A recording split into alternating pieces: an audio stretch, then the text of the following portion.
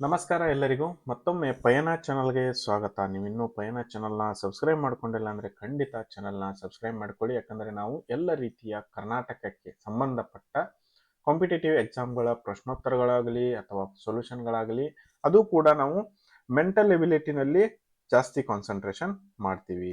ಆಯಿತಾ, mental ability. So ಅದಕ್ಕೋಸ್ಕರ ನೀವು ಇಷ್ಟೇ ಮಾಡಬೇಕಾಗಿರೋದು, ಜಸ್ಟ್ ಚಾನಲ್ನ ಸಬ್ಸ್ಕ್ರೈಬ್ ಮಾಡ್ಕೊಳ್ಳಿ, ಬಂದು ವಿಡಿಯೋಗಳನ್ನು ನೋಡೋಕ್ಕೆ ನೋಟಿಫಿಕೇಶನ್ ಅನ್ನ ಆನ್ ಮಾಡ್ಕೊಳ್ಳಿ. ಯಾಕೆ ಈ ಮಾತು ಹೇಳ್ತಾ ಇದ್ದೀನಿ ಅಂತಂದ್ರೆ, ಸೊ ಇನ್ನು ಮುಂದೆ ನಾವು ಎಲ್ಲ ಮೆಂಟಲ್ ಎಬಿಲಿಟಿ ಮತ್ತು ವಿಜ್ಞಾನಕ್ಕೆ ಸಂಬಂಧಿಸಿದ ಸೊ ಎಲ್ಲ ವಿಡಿಯೋಗಳನ್ನ ನಾವು ಹಾಕುತ್ತೇವೆ. ಸೊ ಅದು ಯಾವ್ದಾದ್ರು ಆಗಿರ್ಬಹುದು, PC ಆಗಿರ್ಬಹುದು, PSI ಆಗಿರ್ಬಹುದು, ಅಥವಾ KS ರಿಲೇಟೆಡ್ ಯಾವುದೇ ಎಕ್ಸಾಮ್ ಆಗಿರ್ಬಹುದು, FDA. ಸೊ ಈ ತರ ಎಲ್ಲ ಕ್ವಶನ್ ಪೇಪರ್ಗಳನ್ನ ನಾವು ಸಾಲ್ವ್ ಮಾಡಿ ಹಾಕ್ತಾ ಇದ್ದೀವಿ. ಸೊ ಅದಕ್ಕೋಸ್ಕರ ನೀವೇನ್ ಮಾಡ್ಕೊಳ್ಳಿ, ಚಾನಲ್ನ ಸಬ್ಸ್ಕ್ರೈಬ್ ಮಾಡ್ಕೊಳ್ಳಿ. ಸೊ ನಾವು ಇವತ್ತು ನೋಡೋಣ ಯಾವುದು, ಇವತ್ತು assistant director of town planning. So ಇದೊಂದು ಎಕ್ಸಾಮ್ ಇರುತ್ತೆ. ಸೊ KPSC ದವರಿಂದ ಮಾಡ್ತಾರೆ. So general studies paper 1. So general studies ಇರುತ್ತೆ. ಇಲ್ಲೇನಾಗುತ್ತೆ ಅಂದ್ರೆ 20 ಕ್ವಶನ್ಸ್ ಬರುತ್ತೆ, ಆಯ್ತಾ. ಸೊ ಅದರಲ್ಲಿ ಒಂದು 5ರಿಂದ 6 ಮೆಂಟಲ್ ಎಬಿಲಿಟಿ ಇರುತ್ತೆ, ಆಯ್ತಾ. ಸೊ ಅದಾದ್ಮೇಲೆ ಉಳಿದ ಕ್ವಶನ್ ಎಲ್ಲ ಥಿಯರಿ ಇರುತ್ತೆ. ಸೊ ನೀವು ಥಿಯರಿ ಬಿಡಿಸ್ಬೇಕಾಗುತ್ತೆ. ಸೊ ಇದು ಸಬ್ಜೆಕ್ಟ್ ಕೋಡ್ ಬಂದ್ಬಿಟ್ಟು 433. ಸೊ 20 ಪ್ರಶ್ನೆಗಳು ಮತ್ತು ಅದರ ಉತ್ತರಗಳನ್ನ ನಾವು ಇವತ್ತಿನ ದಿನ ನೋಡೋಣ. ಸೊ ನಾನು ಎಲ್ಲ ಕ್ವಶನ್ಗಳನ್ನ ಸಾಲ್ವ್ ಮಾಡಿದ್ದೇನೆ. ಸೊ ಇದನ್ನ ಈ ರೀತಿ ಸಾಲ್ವ್ ಮಾಡಿದ್ರೆ ನಿಮಗೆ ಆಲ್ಮೋಸ್ಟ್ ಒಂದು 90 to 90 ಅಂದ್ರೆ ಮಾರ್ಕ್ಸ್ ಎಕ್ಸಾಕ್ಟ್ಲಿ 98% ಇದರಲ್ಲಿ ತಗೊಳ್ಬಹುದು. ಸೊ ಕ್ವಶನ್ಗಳು ಜಾಸ್ತಿ ಕಮ್ಮಿ ಆಗಬಹುದು, ಅದೇನಿಲ್ಲ. ಒಂದರಲ್ಲಿ 21 ಬಂದಿದೆ, ಒಂದರಲ್ಲಿ 20 ಬಂದಿದೆ. ಯಾಕಂದ್ರೆ ಪೇಪರ್ 2 ನಲ್ಲಿ ನಾನು ನೋಡಿದ ಪ್ರಕಾರ 21 ಕ್ವಶನ್ಸ್ ಇದೆ. ಸೊ ಪಾರ್ಟ್ 1 ಅಂದ್ರೆ ಇದು ಪೇಪರ್ 1 ನಲ್ಲಿ 20 ಕ್ವಶನ್ಸ್ ಇದೆ. ಆಮೇಲೆ ಪಾರ್ಟ್ 2 ಪೇಪರ್ 2 ನಲ್ಲಿ ಎಷ್ಟಿದೆ, 21 ಕ್ವಶನ್ ಇದೆ. ಅದನ್ನು ಕೂಡ ನಾನು ಮುಂದಿನ ದಿನಗಳಲ್ಲಿ ಹಾಕ್ತೀನಿ ಸೊಲ್ಯೂಷನ್ ಮಾಡಿ. ಸೊ ನೋಡೋಣ ಹಾಗಾದ್ರೆ ಹೇಗಿರುತ್ತೆ ಕ್ವಶನ್ ಪೇಪರು. ಈಸಿ ಇರುತ್ತೆ, ಅಷ್ಟೊಂದೇನಿಲ್ಲ. ನೀವೇನ್ PC ಪ್ರಿಪೇರ್ ಆದ್ರೂ ಇದಕ್ಕೊಂದು ಸ್ವಲ್ಪ ಜಾಸ್ತಿ ಬೇಕಾಗುತ್ತೆ ಅಷ್ಟೇ. ಸೊ ಇಲ್ಲಿ ಮೊದಲನೇ ಪ್ರಶ್ನೆ ಇದೆ ನಮ್ದು. ಮೊದಲನೇ ಪ್ರಶ್ನೆ ಏನ್ ಹೇಳಿತ್ತಂದ್ರೆ,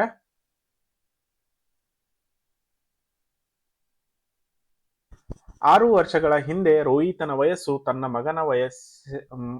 ಮಗನ 3ರಷ್ಟು ಇತ್ತು, ಆಯ್ತಾ. 10 ವರ್ಷಗಳ ನಂತರ ರೋಹಿತ್ನ ವಯಸ್ಸು ಮಗನ ವಯಸ್ಸಿನ 2ರಷ್ಟಾಗುವುದು. ಹಾಗಾದರೆ ಇಂದಿನ ಅವರಿಬ್ಬರ ವಯಸ್ಸುಗಳು ಎಷ್ಟು ಅಂತ ಕೇಳಿದ್ದಾರೆ. ಸೊ ಇಲ್ಲಿ ಇದು ಅನುಪಾತದ ಒಂದು ಇದಾಗುತ್ತೆ. ಸೊ ನಾವಿಲ್ಲಿ ಸೊಲ್ಯೂಷನ್ ಮಾಡ್ಬೇಕಾದ್ರೆ ಏನ್ ಮಾಡೋಣ, ಚರಾಂಶಗಳನ್ನ ತಗೊಳ್ಬೇಕು. ಸೊ ಮಗನ ವಯಸ್ಸು ನಾವೇನ್ ಮಾಡ್ಕೊಳ್ಳೋಣ, X ಅಂತ ಇಟ್ಕೊಳ್ಳೋಣ. ಆಮೇಲೆ ಅಂದ್ರೆ ರೋಹಿತನ ವಯಸ್ಸು Y ಅಂತ ಇಟ್ಕೊಳ್ಳೋಣ. ಮಗನ ವಯಸ್ಸು X ಮತ್ತು ರೋಹಿತನ ವಯಸ್ಸು Y. 6 ವರ್ಷಗಳ ಹಿಂದೆ ಅಂದ್ರೆ ಏನಾಗುತ್ತೆ, Y - 6, ಆಯ್ತಾ. 6 ವರ್ಷಗಳ ಹಿಂದೆ ಅಂದ್ರೆ Y - 6 ಇರೋ ವಯಸ್ಸು ಈಸ್ ಈಕ್ವಲ್ ಟು, ಇಲ್ಲಿ ರೋಹಿತನ ವಯಸ್ಸು ಇಲ್ಲಿ ಹೀಗೆ ಯಾಕೆ ಬಂತಂದ್ರೆ 3ರಷ್ಟಿದೆ. ಇಲ್ಲಿ 3ರಷ್ಟಿತ್ತಲ್ವಾ.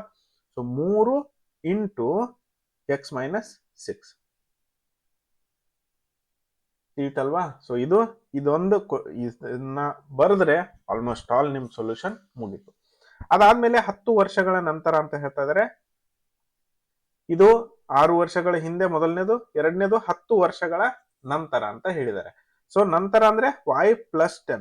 ನಂತರ ಅಂದ್ರೆ ನಾನು ಇದನ್ನ ತುಂಬಾ ಸೊಲ್ಯೂಷನ್ ಗಳನ್ನ ಮಾಡಿದ್ದೇನೆ, ಅದ್ರಲ್ಲಿ ನಾನು ಈ ಲೆಕ್ಕವನ್ನ ಬಿಡಿಸಿದ್ದೇನೆ ನೋಡಿ. ಇಲ್ಲೇನಾಗುತ್ತೆ, ಒಂದು 0 ಅಂತ ತಗೊಳ್ಳಿ. ಯಾವಾಗಲೂ ವಯಸ್ಸಿನ ಪ್ರಾಬ್ಲಮ್ ಮಾಡ್ಬೇಕಾದ್ರೆ ಇದು ಮುಂದೆ ಅಂದ್ರೆ ನಂತರ, ಅಥವಾ ಇಲ್ಲಿ ಪ್ಲಸ್ ಆಗ್ತಾ ಹೋಗುತ್ತೆ, ಆಯ್ತಾ. ಸೊ ಹಿಂದೆ ಅಂದ್ರೆ ಮೈನಸ್ ಆಗುತ್ತಾ ಹೋಗುತ್ತೆ. ಸೊ ಇವಾಗ 6 ವರ್ಷಗಳ ನಂತರ ಅಂದ್ರೆ X + 6 ತಗೊಳ್ಬೇಕು. ಇದು ಎಕ್ಸಾಂಪಲ್. ಅದೇ ರೀತಿ ನೀವು 6 ವರ್ಷಗಳ ಹಿಂದೆ ಅಂದ್ರೆ X - 6 ಅಂತ ಬರ್ಕೊಳ್ಬೇಕಾಗುತ್ತೆ. ಸೊ ಇದು ನಿಮಗೆ ಇದನ್ನ ತಿಳಿದ್ರೆ ಮುಗೀತು, ಇಷ್ಟೇ. ಇದು ಫುಲ್ ಈಸಿ ಇದೆ, ಬಟ್ ಕಾನ್ಸೆಪ್ಟ್ ಕ್ಲಿಯರ್ ಬೇಕಷ್ಟೇ. ಅದಾದ್ಮೇಲೆ ನಾವಿನ್ನು ಎರಡನೇ ಇದನ್ನ ನೋಡೋಣ. 10 ವರ್ಷಗಳ ನಂತರ Y + 10 ಆಗುತ್ತೆ, 2X + 10, ಆಯ್ತಾ. ಸೊ ಅದಾದ್ಮೇಲೆ Y = 2X + 10 ಅಂತ ಬರ್ಕೊಳ್ಬಹುದು. ಯಾಕಂದ್ರೆ 10 ವರ್ಷಗಳ ನಂತರ ರೋಹಿತನ ವಯಸ್ಸು ಮಗನ ವಯಸ್ಸಿನ 2ರಷ್ಟಾಗುವುದು. ಇಲ್ಲೆಷ್ಟಿತ್ತು? 3ರಷ್ಟಿತ್ತು. ಸೊ ಅದಕ್ಕೋಸ್ಕರ ಇಲ್ಲಿ 3 ತಗೊಂಡ್ರಿ. ಅದಾದ್ಮೇಲೆ 10 ವರ್ಷಗಳ ನಂತರ ಪ್ಲಸ್ 10 ಮಾಡಿದ್ರೆ 10 ವರ್ಷಗಳ ನಂತರ 2ರಷ್ಟಾಗುತ್ತೆ. 2 ಈಗಲ್ವಾ? ಸೊ ಅದಾದ್ಮೇಲೆ ಇಲ್ಲಿ ನೀವು ಇದನ್ನ ಸಾಲ್ವ್ ಮಾಡಿದ್ರೆ y is equal to 2x plus 10 ಇದನ್ನ ಒಳಗಡೆ ಮಲ್ಟಿಪ್ಲಿಕೇಶನ್ ಮಾಡ್ಬೇಕಷ್ಟೇ. ಆಯ್ತಾ? ಇದು ಸಿಂಪಲ್ ಇದೆ. ಅದಾದ್ಮೇಲೆ ಇನ್ನು ಸಮೀಕರಣಗಳನ್ನು ಹೋಲಿಸಬೇಕು. ಸಮೀಕರಣ ಹೆಂಗೆ ಹೋಲಿಸಬೇಕು? 1 ಮತ್ತು 2 ಹೋಲಿಸಿದಾಗ ಇಲ್ಲಿ ಬಂತು ನಮಗೆ y ಚರಾಕ್ಷ 3x - 12. ಇಲ್ಲಿ ಕೂಡ y ನ ಕಂಡುಹಿಡಿಯೋದು 2x plus 10. ಇದು ಇದೇ ರೀತಿ ಮಾಡ್ಬೇಕಂತೇನಿಲ್ಲ. ಸೊ ನೀವು x ಮೊದಲು ಕಂಡುಹಿಡಬಹುದು ಅಥವಾ y ಕೂಡ ಮೊದಲು ಕಂಡುಹಿಡಬಹುದು. ಇಲ್ಲಿ ಅವ್ರು ಏನ್ ಮಾಡಿದ್ದಾರೆ? y ಗಳನ್ನ ಒಂದ್ ಕಡೆ ತಗೊಂಡಿದ್ದಾರೆ. y ಗಳನ್ನ ಒಂದ್ ಕಡೆ ತಗೊಳ್ಬೇಕು. ಸೊ 3x - 12 2x plus 10 ಅಂದ್ರೆ x is equal to 22 ಆಯ್ತು. ಸೊ ಈ x ವ್ಯಾಲ್ಯೂನ ಇಲ್ಲಾದ್ರೂ ಹಾಕಿ ಅಥವಾ ಇಲ್ಲಾದ್ರೂ ಹಾಕಿ, ಎರಡು ಉತ್ತರ ಸೇಮ್ ಬರುತ್ತೆ. ಸೊ ಅದಾದ್ಮೇಲೆ y ನ ಬೆಲೆ ಕಂಡುಹಿಡಿಯೋದು. y 22 2 into 22 plus 10 y is equal to 54 ಬಂತು. ಹಾಗಾದ್ರೆ ಇದು ರೋಹಿತನ ವಯಸ್ಸು. ಅದಾದ್ಮೇಲೆ 22 ಇದು ಅವನ ಮಗನ ಇಂದಿನ ವಯಸ್ಸು 22 ವರ್ಷಗಳು. ರೋಹಿತನ ಇಂದಿನ ವಯಸ್ಸು 54 ವರ್ಷಗಳು. ಅದೇ ರೀತಿ ಮುಂದಿನ ಕ್ವಶನ್ ನೋಡೋಣ. ಎರಡನೆಯ ಕ್ವಶನ್. ಒಂದು ಕಂಪನಿಯು 3 ರೀತಿಯ ಸತತ ರಿಯಾಯಿತಿಗಳನ್ನು ನೀಡುತ್ತದೆ.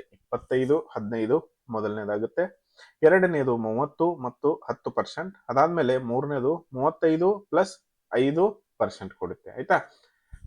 ಗ್ರಾಹಕರಿಗೆ ಯಾವ ಕೊಡುಗೆ ಉತ್ತಮವಾಗಿದೆ ಅಂದ್ರೆ ಏನ್ ಮಾಡಿದ್ದಾರೆ? ಒಂದ್ ಆಫರು, ಎರಡನೇ ಆಫರು, ಮೂರನೇ ಆಫರ್ ಕೊಟ್ಟಿದ್ದಾರೆ. ಸೊ ಇದರಲ್ಲಿ ಅವ್ರೇನ್ ಕೇಳ್ತಾ ಇದ್ದಾರೆ? ಈ 3 ಆಪ್ಷನ್ಗಳಲ್ಲಿ ಯಾವುದು ಅಂದ್ರೆ ಕಸ್ಟಮರ್ಗೆ ಜಾಸ್ತಿ ಆಫರ್ ಸಿಗುತ್ತೆ, ಅಂದ್ರೆ ಅವರು ಕಮ್ಮಿ ಹಣ ಪೇ ಮಾಡ್ಬೇಕಾಗುತ್ತೆ ಅಂಗಡಿಯವನಿಗೆ. ಸೊ ಅದನ್ನ ಇಲ್ಲಿ ಕೇಳಿದ್ದಾರೆ. ಸೊ ಅದನ್ನ ನಾವು ಇವತ್ತು ನೋಡೋಣ. 25, 15 ಒಟ್ಟು ರಿಯಾಯಿತಿ ಇದೆ. ಆಯ್ತಾ? ಸೊ ಒಟ್ಟು ರಿಯಾಯಿತಿ ನಾವೇನ್ ಮಾಡ್ಬೇಕು? 25 ಪ್ಲಸ್ 15 ಕೂಡಿಸ್ಕೊಳ್ಬೇಕು. ಆಯ್ತಾ? ಮೈನಸ್ 25 ಇಂಟು 15 ಡಿವೈಡೆಡ್ ಬೈ 100 ಮಾಡಬೇಕು. ಸೊ ಎಷ್ಟು ಬರುತ್ತೆ? 40. ಇದು 25 ಪ್ಲಸ್ 15 ಎಷ್ಟಾಗುತ್ತೆ? 40 ಮೈನಸ್ 3.75 36.75. ಇದು ಯಾಕೆ ಹಿಂಗ್ ಮಾಡ್ಬೇಕಂದ್ರೆ, ಸೊ ನಿಮಗೆ ಕೊಟ್ಟ ಟೋಟಲ್ ಪರ್ಸೆಂಟೇಜ್, ಟೋಟಲ್ ಅಂದ್ರೆ ಇಷ್ಟು ಕೊಟ್ಟಿದಾರಲ್ವಾ, ಇದರಲ್ಲಿ ನಾವೇನ್ ಮಾಡ್ಬೇಕಂದ್ರೆ 25 ಗುಣಿಲೆ 15 ಡಿವೈಡೆಡ್ ಬೈ 100. ಆಯ್ತಾ? ಸೊ ಇದೇನಾಗುತ್ತೆ ಅಂದ್ರೆ a plus B minus A B divided by 100 ಆಗುತ್ತೆ. ಆಯ್ತಲ್ವಾ? ಸೊ ಈ ಫಾರ್ಮುಲಾನ ಇಲ್ಲಿ ಯೂಸ್ ಮಾಡಿದ್ದಾರೆ. ಸೊ ಇಲ್ಲೇನಾಗುತ್ತಂದ್ರೆ, ಸೊ ನೀವು ಇವಾಗ ಕೂಡಿಸ್ಕೊಂಡ್ರೆ 40 ಮೈನಸ್ ಇದು 25 ಒಂದ್ಲೆ 25 4ಲೆ 15 ಡಿವೈಡೆಡ್ ಬೈ 4 ಆಗುತ್ತೆ. 7.5 ಅಂದ್ರೆ 3.25 7.5 ಆಗುತ್ತೆ. ಆಯ್ತಾ? ಸೊ ಇಷ್ಟು ಮಾಡಿದ್ರೆ ನಮಗೆ 36.25. ಸೊ ಇದೇ ರೀತಿ ಏನ್ ಮಾಡ್ಬೇಕು? 3 ಲೆಕ್ಕಗಳಿಗೆ ಮಾಡಬೇಕು. ಸೊ 3 ಲೆಕ್ಕಗಳಿಗೆ ಮಾಡಿದಾಗ ಉತ್ತರ ಏನ್ ಬರುತ್ತೆ? ಇದು ಫಾರ್ಮುಲಾ ತಿಳಿತಲ್ವಾ? ಸೊ ಇದು ಇಂಪಾರ್ಟೆಂಟ್ ಇದೆ. ಇಲ್ಲಿ 36.25 ಇದು ಮೊದಲನೇದು. ಎರಡನೇದು ಬರುತ್ತೆ 30 ಮತ್ತು 15%, 37%. ಅದಾದ್ಮೇಲೆ ಮೂರನೇದು ಬರುತ್ತೆ 35 ಮತ್ತು 5%. ಒಟ್ಟು ರಿಯಾಯಿತಿ 38.25% ಬರುತ್ತೆ. ಸೊ ಆದ್ದರಿಂದ ಇದರಲ್ಲಿ ಜಾಸ್ತಿ ಯಾವ್ದಿರುತ್ತಲ್ಲ, ಮೋರ್. ಸೊ ಅದನ್ನ 38.25%. ಇದು ಯಾಕಂತಂದ್ರೆ, ಸೊ ಇಷ್ಟು ಗ್ರಾಹಕ ಕಡಿಮೆ ಪೇ ಮಾಡಬೇಕು. ಅಂದ್ರೆ ಇವಾಗ ತಿಳ್ಕೊಳ್ಳಿ, 100 ರೂಪಾಯಿ ಅವನು ಪೇ ಮಾಡ್ಬೇಕಾಗತ್ತೆ. ಸೊ ಅದರಲ್ಲಿ ಇದು 38.25 ಅವನು ಕಡಿಮೆ ಪೇ ಮಾಡಬೇಕು ಆಫರ್ ನಲ್ಲಿದು. ಆಯ್ತಾ? ಸೊ ಅದೇ ರೀತಿ ಇಲ್ಲೆಷ್ಟು? 37 ರೂಪಾಯಿ 36 ರೂಪಾಯಿ ಕಡಿಮೆ ಪೇ ಮಾಡ್ಬೇಕಿದು. ಸೊ ಇಲ್ಲಿ ಯಾವ್ದು 38 ರೂಪಾಯಿ ಅಂದ್ರೆ ಅವನಿಗೆ ಜಾಸ್ತಿ ಲಾಭ ಆಗುತ್ತಲ್ಲ ಕಸ್ಟಮರ್ಗೆ. ಸೊ ಅದಕ್ಕೋಸ್ಕರ ಈ ಆಪ್ಷನ್ ಅನ್ನು ಅವನು ಚೂಸ್ ಮಾಡ್ತಾನೆ. ಅದೇ ರೀತಿ ಮತ್ತೆ ಮುಂದಿನ ಕ್ವಶನ್ಗೆ ಹೋಗೋಣ.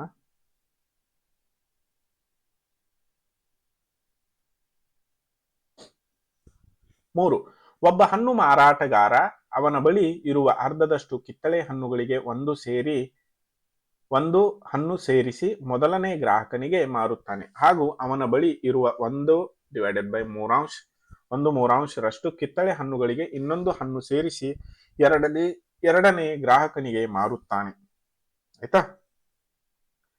ಅದಾದ್ಮೇಲೆ ಆ ನಂತರ ಅವನ ಬಳಿ 4 ಕಿತ್ತಳೆಗಳು ಉಳಿದಿರುತ್ತವೆ. ಹಾಗಾದರೆ ಅವನ ಬಳಿ ಮೂಲತಃ ಎಷ್ಟು ಕಿತ್ತಳೆ ಹಣ್ಣುಗಳಿದ್ದವು? ಅವನೇನ್ ಮಾಡ್ತಾನೆ, ಹಂತ 1ರಲ್ಲಿ ಏನ್ ಮಾಡ್ತಾನೆ, 2 ಗ್ರಾಹಕನಿಗೆ ಮಾರಿದ ನಂತರ ಉಳಿದ ಹಣ್ಣುಗಳು 4. ಅಂದ್ರೆ ಎಲ್ಲ ಮಾರಿದ ಮೇಲೆ ಎಷ್ಟು ಟೋಟಲ್ ಲಾಸ್ಟ್ ಉಳಿದಿದ್ದು? 4 ಹಣ್ಣುಗಳು. ಅದಾದ್ಮೇಲೆ ಹಂತ 2ನಲ್ಲಿ ಏನ್ ಮಾಡೋಣ, 2ನೇ ಗ್ರಾಹಕನಿಗೆ ಮಾರುವ ಮೊದಲು ಇದ್ದ ಹಣ್ಣುಗಳು R1 ಅಂತ ತಗೊಳ್ಳೋಣ. ಆಯ್ತಾ? ಇಲ್ಲೇನಾಗುತ್ತೆ, R1 ಅಂದ್ರೆ 2ನೇ ಅವನಿಗೆ ಮಾರುವ ಮುಂಚೆ ಐತಲ್ವಾ. So minus 1/3 R1 plus 1. ಅಲ್ಲಿ ಮೊದಲನೇ ಅಂದ್ರೆ ಒಬ್ಬ ಮಹಾರ, ಇಲ್ಲಿ ನೋಡಿ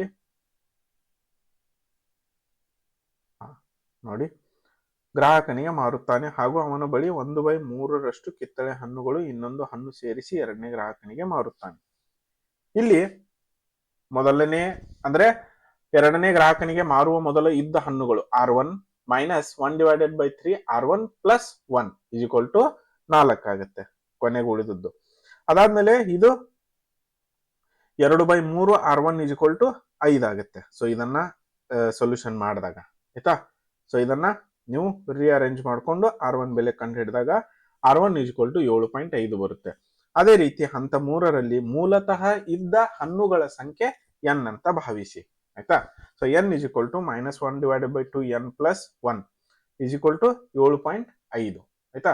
ಸೊ ಅದಾದ್ಮೇಲೆ ಇದನ್ನ ಸಾಲ್ವ್ ಮಾಡಿದಾಗ n ಈಕ್ವಲ್ ಟು ಎಷ್ಟು ಬರುತ್ತೆ ನಮಗೆ? 17. ಸೊ ಅದಾದ್ಮೇಲೆ ಹಣ್ಣಿನ ವ್ಯಾಪಾರಿ ಬಳಿ ಮೂಲತಃ 17 ಕಿತ್ತಳೆಗಳು ಇದ್ದವು. ಸೊ ನೀವೇನ್ ಮಾಡ್ಕೊಳ್ಳಿ ಅಂದ್ರೆ ಈ ಫಾರ್ಮುಲಾ 1 and 2 ಇವುಗಳನ್ನ ಸಾಲ್ವ್ ಮಾಡ್ಕೊಂಡ್ರೆ ಇಲ್ಲಿ R1 ಸಿಗುತ್ತೆ ನಿಮಗೆ. ಆ R1 ಬೆಲೆನ ಇಲ್ಲಿ ಹಾಕಿದ್ರೆ R1 ಈಕ್ವಲ್ ಟು, ಸೊ ಆ R1 ಬೆಲೆನ ಇಲ್ಲಿ ಹಾಕಿದರೆ ಸೊ ಇದು ನಿಮಗೆ ಫೈನಲ್ ಉತ್ತರ ಕೊಡುತ್ತದೆ. ಸೊ ಇದೇ ರೀತಿ ನೀವು ಕೂಡ ಸಾಲ್ವ್ ಮಾಡಿ. ಇನ್ನು 4ನೇ ಪ್ರಶ್ನೆ ಇದೆ ನೋಡಿ. 4ನೇ ಪ್ರಶ್ನೆ ಏನಿದೆ, ಒಂದು ನಗರದಲ್ಲಿ ಒಟ್ಟು ಜನಸಂಖ್ಯೆಯ 2/5 ಜನರು ಉದ್ಯೋಗಿಗಳಾಗಿದ್ದಾರೆ.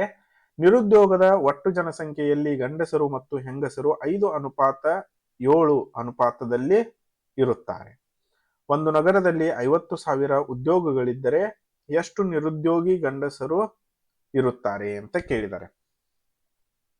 ಇದು ಒಂದು ನಗರದಲ್ಲಿ ಒಟ್ಟು ಜನಸಂಖ್ಯೆ 2/5 ಅಂದ್ರೆ 5 ಜನ ವರ್ಕ್ ಮಾಡ್ತಾ ಇದ್ರೆ 2 ಜನ ನಿರುದ್ಯೋಗಿಗಳಾಗಿರ್ತಾರೆ.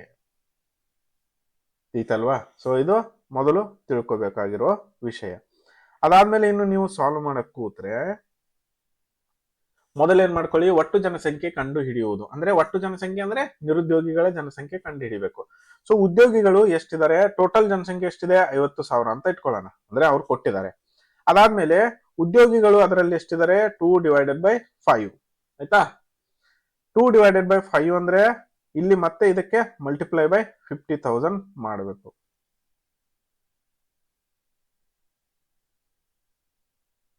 ಸರಿ ನೋಡೋಣ. ನೋಡಿ, ಒಟ್ಟು ಜನಸಂಖ್ಯೆ ಕಂಡು ಹಿಡಿಯುವುದು. ಉದ್ಯೋಗಿಗಳು 2/5 ಅಂದ್ರೆ 50,000 ಉದ್ಯೋಗಿಗಳಿದ್ದಾರೆ. ಒಟ್ಟು ಜನಸಂಖ್ಯೆ ಎಷ್ಟಿದೆ 50,000 ಗುಣಿಲೆ 5/2 1,25,000 ಇದೆ. ಇದು 50,000 ಉದ್ಯೋಗಿಗಳಿದ್ದಾರೆ. ಸಾರಿ, ನಾನು ಅದನ್ನ ಜನಸಂಖ್ಯೆ ಅಂತ ತಗೊಂಡೆ ಅದಕ್ಕೋಸ್ಕರ. ಸೊ ಒಟ್ಟು ಜನಸಂಖ್ಯೆ ಇಲ್ಲಿ ಎಷ್ಟಾಗುತ್ತೆ ಹಾಗಾದ್ರೆ 50 × 5/2 1,25,000 ಆಗುತ್ತದೆ. ಆಯ್ತಾ. ಇದನ್ನೇ 5/2 ಯಾಕೆ ಮಾಡಿದ್ದಾರೆ ಅಂದ್ರೆ ಇಲ್ಲಿ ನಮಗೆ 2/5 ಕೊಟ್ಟಿದ್ದಾರೆ. ಆಯ್ತಾ. ಸೊ ಅದನ್ನ ಉಲ್ಟಾ ಮಾಡ್ಕೊಂಡ್ರೆ ನಮಗೆ ಜನಸಂಖ್ಯೆ ಸಿಗುತ್ತದೆ. ಅದಾದ್ಮೇಲೆ ನಿರುದ್ಯೋಗಿ ಜನಸಂಖ್ಯೆ ಕಂಡು ಹಿಡಿಯುವುದು. 1,25,000 ಮೈನಸ್ 50,000. ಯಾಕಂದ್ರೆ ಇಷ್ಟು ಜನ ಉದ್ಯೋಗಿಗಳಿದ್ದಾರೆ.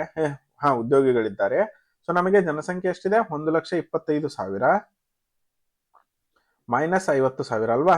ಸೊ ಎಷ್ಟಾಗುತ್ತೆ 75,000 ನಿರುದ್ಯೋಗಿಗಳು ಸಿಗುತ್ತಾರೆ. ಅನುಪಾತದ ಪ್ರಕಾರ ಲೆಕ್ಕಾಚಾರ 5:7. ಅಂದ್ರೆ ಇಲ್ಲಿ ಕೊಟ್ಟಿದ್ದಾರೆ 5:7 ಹೆಂಗಸರು. ಗಂಡಸರು ಎಷ್ಟಿದ್ದಾರೆ 5 ಅನುಪಾತ ಹೆಂಗಸರು ಎಷ್ಟಿದ್ದಾರೆ 7. ಸೊ ಇದನ್ನ ಕಂಡುಹಿಡಿಬೇಕಾದ್ರೆ ಏನ್ ಮಾಡ್ಬೇಕು, 5 + 7 ಎಷ್ಟು 12 ಆಗುತ್ತೆ. ಆಯ್ತಾ. ಸೊ 12 ಕೆಳಗಡೆ ಬಂತು, ಮೇಲ್ಗಡೆ ಇಲ್ಲಿ ಯಾರ್ದು ಕೇಳಿದರೆ ಗಂಡಸರ ಭಾಗ ಕೇಳಿದ್ದಾರೆ, 5 ಮೇಲಿಡಬೇಕಷ್ಟೇ. ಅದಾದ್ಮೇಲೆ ನಿರುದ್ಯೋಗಿ ಗಂಡಸರ ಸಂಖ್ಯೆ.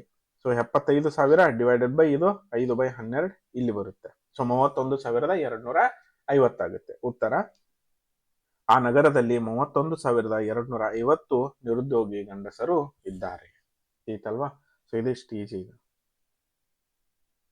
ಅದಾದ್ಮೇಲೆ ಇನ್ನೆಲ್ಲ ಥಿಯರಿ ಕ್ವಶನ್ಸ್ ಚಾಲು ಆಗುತ್ತೆ. ಇನ್ನು 5ನೇ ಪ್ರಶ್ನೆ, ಜೈವಿಕ ಗೊಬ್ಬರಗಳು ಬಯೋ ಫರ್ಟಿಲೈಸರ್ಸ್ ಯಾವುವು? ಕೃಷಿಯಲ್ಲಿ ಅವುಗಳ ಉಪಯೋಗಗಳನ್ನು ತಿಳಿಸಿರಿ.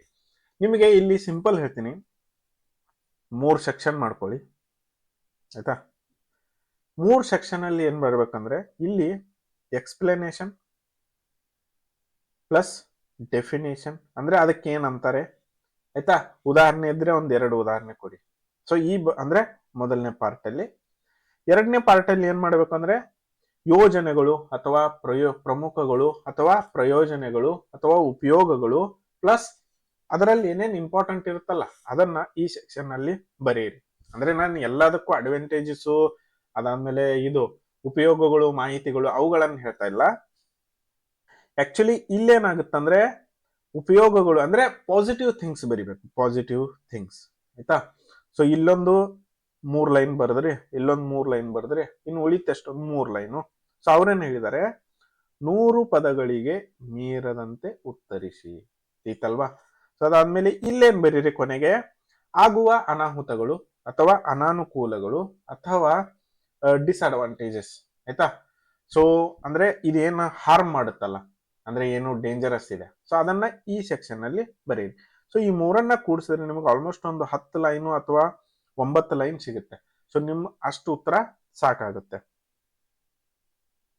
ಇದು ಇಂಪಾರ್ಟೆಂಟ್, ಇದು ಥಿಯರಿ ಎಲ್ಲದರಲ್ಲೂ, ಇದನ್ನ ತಲೆಯಲ್ಲಿ ಇಟ್ಕೊಳ್ಳಿ. ಯಾಕಂದ್ರೆ ನೀವು ಡೈರೆಕ್ಟ್ ಆಗಿ ಇವಾಗ ಒಂದು ಡೆಫಿನೇಷನ್ ಬರೀತೀರಾ, ಒಂದು ಅಡ್ವಾಂಟೇಜು ಒಂದು ಡಿಸ್ಅಡ್ವಾಂಟೇಜು, ಅದಾದ್ಮೇಲೆ ಮತ್ತೆ ಡೆಫಿನೇಷನ್ಗೆ ಹೋಗ್ತೀರಾ, ಮತ್ತೆ ಎಕ್ಸಾಂಪಲ್ಗೆ ಹೋಗ್ತೀರಾ, ಆ ರೀತಿ ಮಾಡಬೇಡಿ.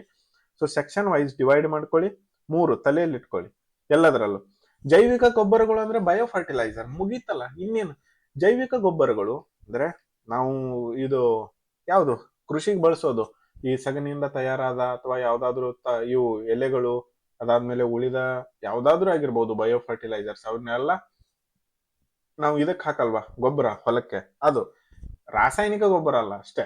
ಅದನ್ನ ತಿಳ್ಕೊಳ್ಳಿ, ಅದ್ರ ಮೇಲೆ ಬರೀರಿ. ಏನಾಗುತ್ತೆ, ಇದು ಯಾವ್ದು ಬೆಳೆಗೂ ಹಾರ್ಮ್ ಮಾಡಲ್ಲ ಈತಲ್ವಾ. ಸೊ ಆ ರೀತಿ ನೀವು ಅವುಗಳನ್ನ ಒಂದ್ ಸ್ವಲ್ಪ ವಿಚಾರ ಮಾಡಿ ಸೆಂಟೆನ್ಸ್ ಗಳನ್ನ ಕನ್ಸ್ಟ್ರಕ್ಷನ್ ಮಾಡಿ. ಅದೇ ರೀತಿ ನಾವು ಇಲ್ಲಿ ಒಂದು ಪುಸ್ತಕೀಯ ಇದರಲ್ಲಿ ಉತ್ತರವನ್ನ ನೋಡೋಣ. ಹಾಗಾದ್ರೆ ಜೈವಿಕ ಗೊಬ್ಬರಗಳು ಅಂದ್ರೆ ಬಯೋ ಫರ್ಟಿಲೈಸರ್ಸ್ ಅಂತ ಹೇಳಿ ಕರಿತೀವಿ ನೋಡಿ. ಜೈವಿಕ ಗೊಬ್ಬರಗಳು ಜೀವಂತ ಸೂಕ್ಷ್ಮ ಜೀವಿಗಳನ್ನು ಒಳಗೊಂಡಿರುವ ಗೊಬ್ಬರಗಳಾಗಿದ್ದು, ಅಂದ್ರೆ ಅದರಲ್ಲಿ ಜೀವಂತ ಯಾವ ಸೂಕ್ಷ್ಮ ಜೀವಿಗಳು ಇರ್ತವೆ ಗೊಬ್ಬರದಲ್ಲಿ. ಅದಾದ್ಮೇಲೆ ಮಣ್ಣಿನ ಫಲವತ್ತತೆ ಹೆಚ್ಚಿಸಿ ಸಸ್ಯಗಳಿಗೆ ಪೋಷಕಾಂಶಗಳನ್ನು ಲಭ್ಯವಾಗುವಂತೆ ಮಾಡುತ್ತವೆ. ನೋಡಿ, ಇಷ್ಟೇ ನಾನು ಹೇಳಿರೋದು, ಸಿಂಪಲ್ ಇದೆ. ಇವುಗಳನ್ನ ಪುಸ್ತಕೀಯ ವಾಕ್ಯದಲ್ಲಿ ಅಂದ್ರೆ ಒಂದ್ ಸ್ವಲ್ಪ ಚಲೋ ಕನ್ನಡದಲ್ಲಿ ಬರಿಬೇಕಷ್ಟೆ. ಉದಾಹರಣೆಗೆ ರೈಬೋಬಿಯಂ ನೋಡಿ, ಇಲ್ಲಿ ಅವರು ಡೆಫಿನೇಷನ್ ಕೊಟ್ರು, ಅದಾದ್ಮೇಲೆ ಅದು ಏನ್ ಮಾಡುತ್ತೆ ಕಾರ್ಯ ಅಂತ ಹೇಳಿದ್ರು, ಅದಾದ್ಮೇಲೆ ಎಕ್ಸಾಂಪಲ್ ಗಳನ್ನ ಕೊಟ್ರು. ಉದಾಹರಣೆಗೆ ರೈಜೋಬಿಯಂ, ಅದಾದ್ಮೇಲೆ ಇಲ್ಲಿ ಅಜೋಟೋಬ್ಯಾಕ್ಟರ್, ಅಜೋಟೋಸ್ಟಿರಿಲಂ, ನೀಲಿ ಹಸಿರು ಪಾಚಿಗಳು ಈತಲ್ವಾ. ಅದಾದ್ಮೇಲೆ ಇನ್ನು ಕೃಷಿಯಲ್ಲಿ ಉಪಯೋಗಗಳು, ವಾತಾವರಣದ ಸಾರಜನಕವನ್ನು ಸ್ಥಿರಕರಿಸುತ್ತವೆ, ರಂಜಕ ಫಾಸ್ಫರಸ್ ಕರಗುವಂತೆ ಮಾಡಿದ ಸಸ್ಯಗಳಿಗೆ ಲಭ್ಯವಾಗುವಂತೆ ಮಾಡುತ್ತವೆ, ಮಣ್ಣಿನ ಫಲವತ್ತತೆ ಮತ್ತು ಸೂಕ್ಷ್ಮಜೀವಿಗಳ ಚಟುವಟಿಕೆಯನ್ನು ಹೆಚ್ಚಿಸುತ್ತವೆ, ರಾಸಾಯನಿಕ ಗೊಬ್ಬರಗಳ ಬಳಕೆಯನ್ನು ಕಡಿಮೆ ಮಾಡುತ್ತವೆ, ಬೆಳೆ ಇಳುವರಿ ಮತ್ತು ಗುಣಮಟ್ಟ ಸುಧಾರಿಸುತ್ತದೆ, ಅದಾದ್ಮೇಲೆ ಪರಿಸರ ಸ್ನೇಹಿ ಮತ್ತು ಸುಸ್ಥಿರ ಕೃಷಿಗೆ ನೆರವಾಗುತ್ತದೆ ಈತಲ್ವಾ. ಸೊ ಇಷ್ಟು ಇದರದ್ದು ಅಡ್ವಾಂಟೇಜ್ ಬರೆದಿದ್ದಾರೆ, ಏನ್ ಅಡ್ಡಿ ಇಲ್ಲ. 100 ಶಬ್ದಗಳು ಅಂದ್ರೆ 100 ಪದಗಳಾಗಿವೆ ಇಲ್ಲಿ. ಸೊ ಇದು ಓಕೆ, ಏನ್ ಅಡ್ಡಿ ಇಲ್ಲ ಅಷ್ಟೊಂದು. ಅದೇ ರೀತಿ ಇನ್ನು 6ನೇ ಪ್ರಶ್ನೆಯನ್ನ ನೋಡೋಣ. ಆಪ್ಟಿಕಲ್ ಫೈಬರ್ ಎಂದರೇನು? ಅದರ ತತ್ವ ಮತ್ತು ಉಪಯೋಗಗಳನ್ನು ವಿವರಿಸಿ. 100 ಪದಗಳಿಗೆ ಮೀರದಂತೆ ಹೇಳಿದ್ದಾರೆ ಆಯ್ತಾ. ತತ್ವ ಪ್ರಿನ್ಸಿಪಲ್ ಹೆಂಗಂದ್ರೆ ಇದು ಟೋಟಲ್ ಇಂಟರ್ನಲ್ ರಿಫ್ಲೆಕ್ಷನ್ TIR ಮೇಲೆ, ತತ್ವ ಮೇಲೆ ವರ್ಕ್ ಮಾಡುತ್ತೆ. ನೀವು ಫೈಬರ್ ಕೇಬಲ್ ಕೇಳಿರ್ಬೋದು. ಇವಾಗ ಫೈಬರ್ ಕೇಬಲ್ ಹೇಗೆ ಬರುತ್ತೆ ಅಂದ್ರೆ, ಸೊ ಇದು ಕೊಳವೆ ತರ ಇರುತ್ತೆ ಆಯ್ತಾ. ಫೈಬರ್ ಕೇಬಲ್ ಹೀಗೆ ಬರುತ್ತೆ ಅಂದ್ರೆ ಒಂದು 10ರಿಂದ 15 ಇರುತ್ತೆ ಆಯ್ತಾ. ಸೊ ಅದರಲ್ಲಿ ಏನಾಗುತ್ತೆ, ಬೆಳಕು ಪ್ರಸರಣ ಆಗಿ ಹೊರಗಡೆ ಬರ್ತಾ ಇರುತ್ತೆ. ಸೊ ಆಪ್ಟಿಕಲ್ ಫೈಬರ್ ಇದನ್ನ ಯಾಕೆ ಮಾಡಿದ್ದಾರೆ ಅಂದ್ರೆ, ಇದು ಸ್ಪೀಡ್ ಜಾಸ್ತಿ, ಮೇಂಟೆನೆನ್ಸ್ ಕಮ್ಮಿ. ರಿಫ್ಲೆಕ್ಷನ್ ಅಂದ್ರೆ ಏನು, ಪ್ರತಿಬಿಂಬದ ಒಂದು ತತ್ವದ ಮೇಲೆ ಕಾರ್ಯ ನಿರ್ವಹಿಸುತ್ತದೆ. ನೋಡಿ, ತತ್ವ ಪ್ರಿನ್ಸಿಪಲ್ ಅಂದ್ರೆ ಇದನ್ನ ಬರೆದು ನಡೆಯುತ್ತೆ, ಬರೆದಿದ್ದು ನಡೆಯುತ್ತೆ, ಈ ಪ್ರಿನ್ಸಿಪಲ್ ಅಂತ. ಇದು ಸಂಪೂರ್ಣ ಆಂತರಿಕ ಪ್ರತಿಫಲನ, ಟೋಟಲ್ ಇಂಟರ್ಫರೆನ್ಸ್ ರಿಫ್ಲೆಕ್ಷನ್, TIR ತತ್ವದ ಮೇಲೆ ಕಾರ್ಯನಿರ್ವಹಿಸುತ್ತದೆ. ಬೆಳಕಿನ ಕಿರಣವು ಕ್ರಾಂತಿಕ ಕೋನಕ್ಕಿಂತ ಹೆಚ್ಚು ಕೋನದಲ್ಲಿ ಚಲಿಸಿದಾಗ ಆಂತರಿಕವಾಗಿ ಪ್ರತಿಫಲಿಸುತ್ತದೆ ಆಯ್ತಾ. ಸೊ ಅದಾದ್ಮೇಲೆ ಇನ್ನು ಸಂಪರ್ಕ ಕ್ಷೇತ್ರ, ವೇಗದ ಇಂಟರ್ನೆಟ್. ನೋಡಿ, ನಾನು ಹೇಳಿಲ್ವಾ ಅದು ಸ್ಪೀಡ್ ಜಾಸ್ತಿ, ಇದು ಮೇಂಟೆನೆನ್ಸ್ ಕಮ್ಮಿ ಅಂತ. ಸಂಪರ್ಕ ಕ್ಷೇತ್ರ, ವೇಗದ ಇಂಟರ್ನೆಟ್, ದೂರವಾಣಿ ಮತ್ತು ಕೇಬಲ್ ಟಿವಿ ಸಂಕೇತಗಳ ಪ್ರಸಾರಕ್ಕೆ ಬಳಸಲಾಗುತ್ತದೆ. ಸೊ ಇದು ಇಂಟರ್ನೆಟ್ ಜಾಸ್ತಿ ಸ್ಪೀಡ್ ಕೊಡುತ್ತೆ, ಮೇಂಟೆನೆನ್ಸ್ ಕಮ್ಮಿ ಆಗಿರುತ್ತೆ.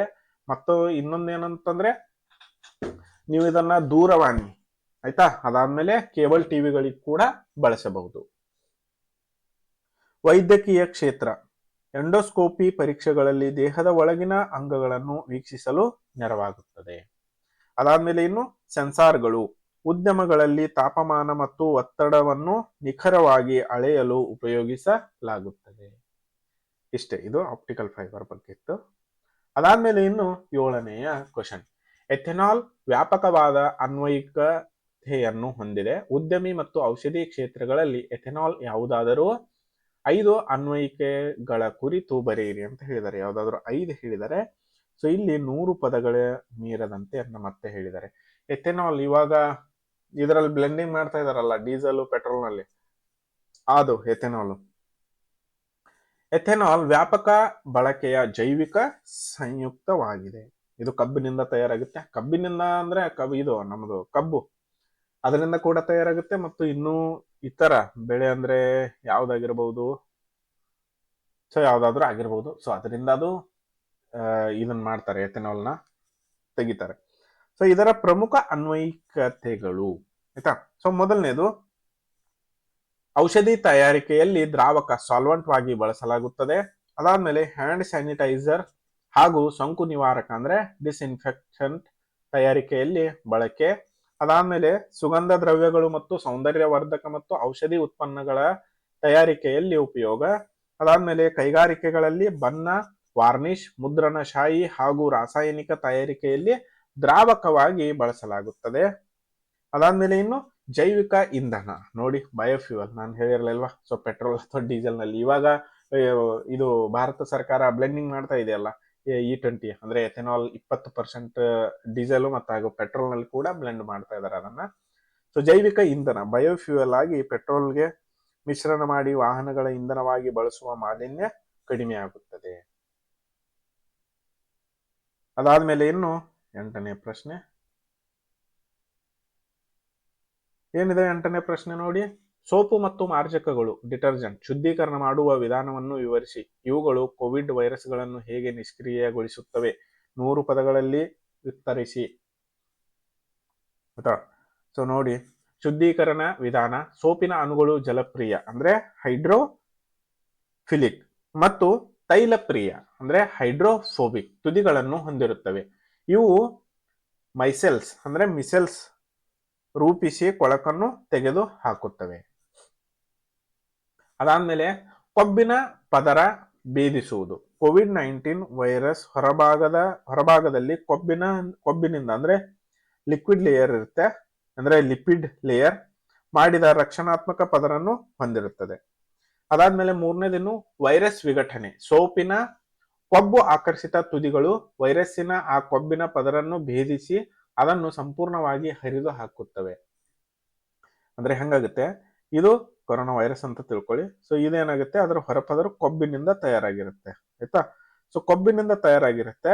ಸೊ ಇಲ್ಲೇನಾಗುತ್ತೆ, ಇದು ಸೋಪಿನ ಅಣು ಅಂತ ತಿಳ್ಕೊಳ್ಳಿ ಆಯ್ತಾ. ಸೋಪಿನ ಅಣು ಏನ್ ಮಾಡುತ್ತೆ, ಒಂದು ತುದಿ, ಅದಾದ್ಮೇಲೆ 2ನೇ ತುದಿ, ಅದಕ್ಕೆ 2 ತುದಿ ಇರ್ತವೆ. ಒಂದು ಜಲಪ್ರಿಯ ಅಂದ್ರೆ ನೀರಿಗೆ ಪ್ರಿಯವಾಗಿರೋದು, ಒಂದು ತೈಲಪ್ರಿಯ, ಒಂದು ತೈಲನ್ನ ಹೀರ್ಕೊಳ್ಳುತ್ತೆ. ಸೊ ಇಲ್ಲೇನಾಗುತ್ತೆ, ತೈಲಪ್ರಿಯ ಏನಿರುತ್ತಲ್ಲ ಅದು ಇದನ್ನ ಅಟ್ರಾಕ್ಟ್ ಮಾಡುತ್ತೆ. ಅದಾದ್ಮೇಲೆ ಇದನ್ನ ಹರಿದು ಹಾಕುತ್ತದು. ಯಾವುದು?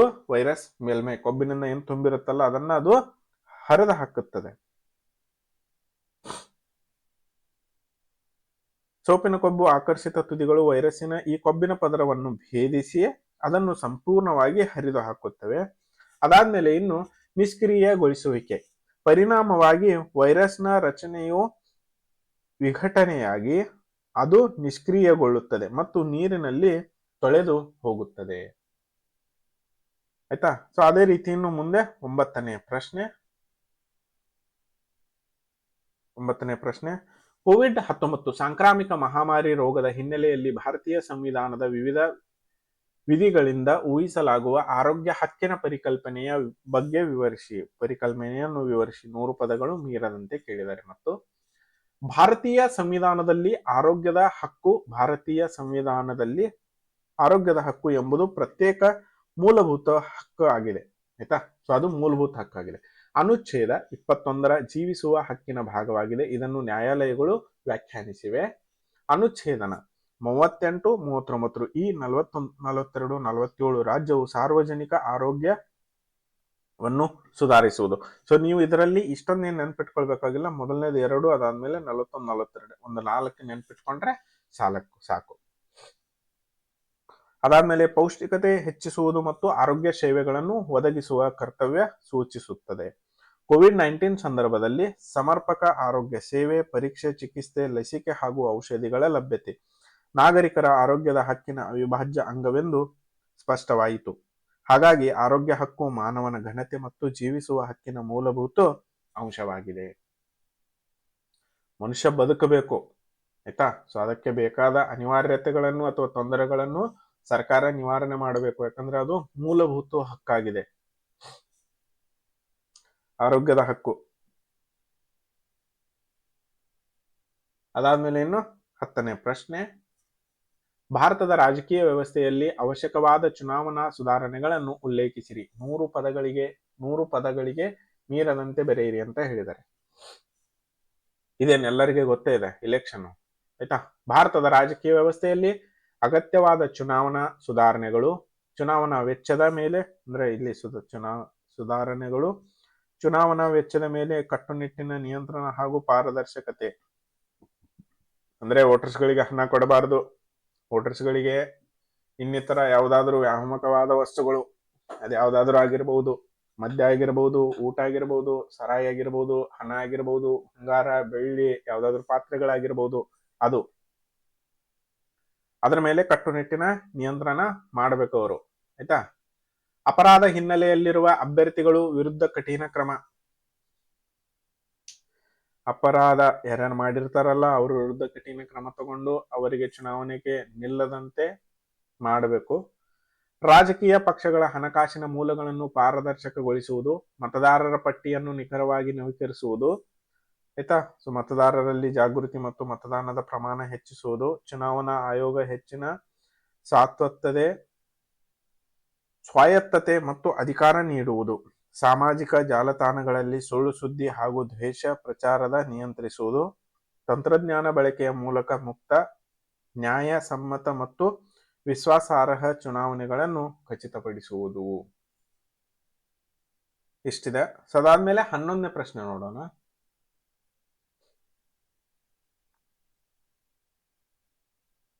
11ನೇ ಪ್ರಶ್ನೆ ಏನಾಗುತ್ತೆ? ರಾಜ್ಯಪಾಲರ ಪಾತ್ರ ಕುರಿತು ಚರ್ಚಿಸಿ ಅಂತ ಹೇಳಿದ್ದಾರೆ. 100 ಪದಗಳಿಗೆ ಮೀರದಂತೆ ಉತ್ತರಿಸಿ. ಇದು ಕೂಡ ನಾನಿಲ್ಲಿ ಆನ್ಸರ್ನ ಕೊಟ್ಟಿದ್ದೇನೆ. ಸೊ ಒಂದ್ಸಾರಿ ಓದ್ತೇನೆ. ರಾಜ್ಯಪಾಲರ ಪಾತ್ರ.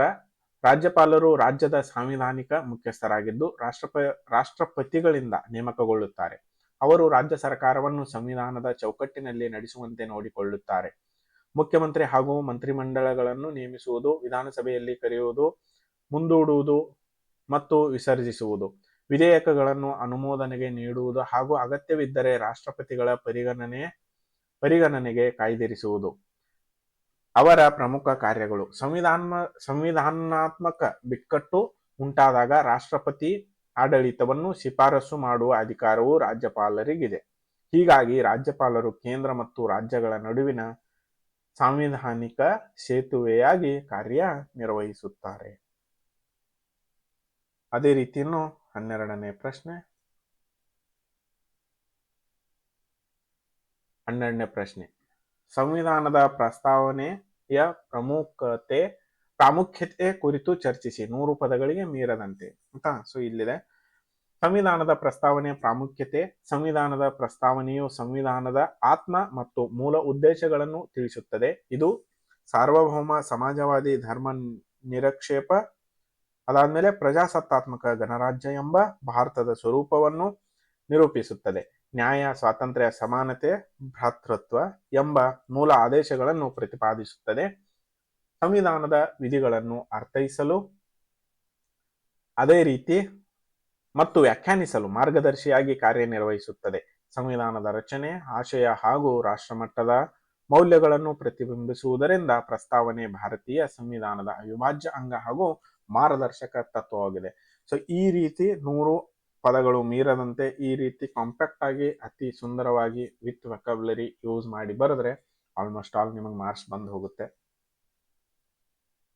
ಅದೇ ರೀತಿ ಇನ್ನು 13ನೇ ಪ್ರಶ್ನೆ, ಅಸಹಕಾರ ಚಳುವಳಿ ಪ್ರಮುಖ ಅಂಶಗಳನ್ನು ವಿವರಿಸಿ, 100 ಪದಗಳು ಮೀರದಂತೆ.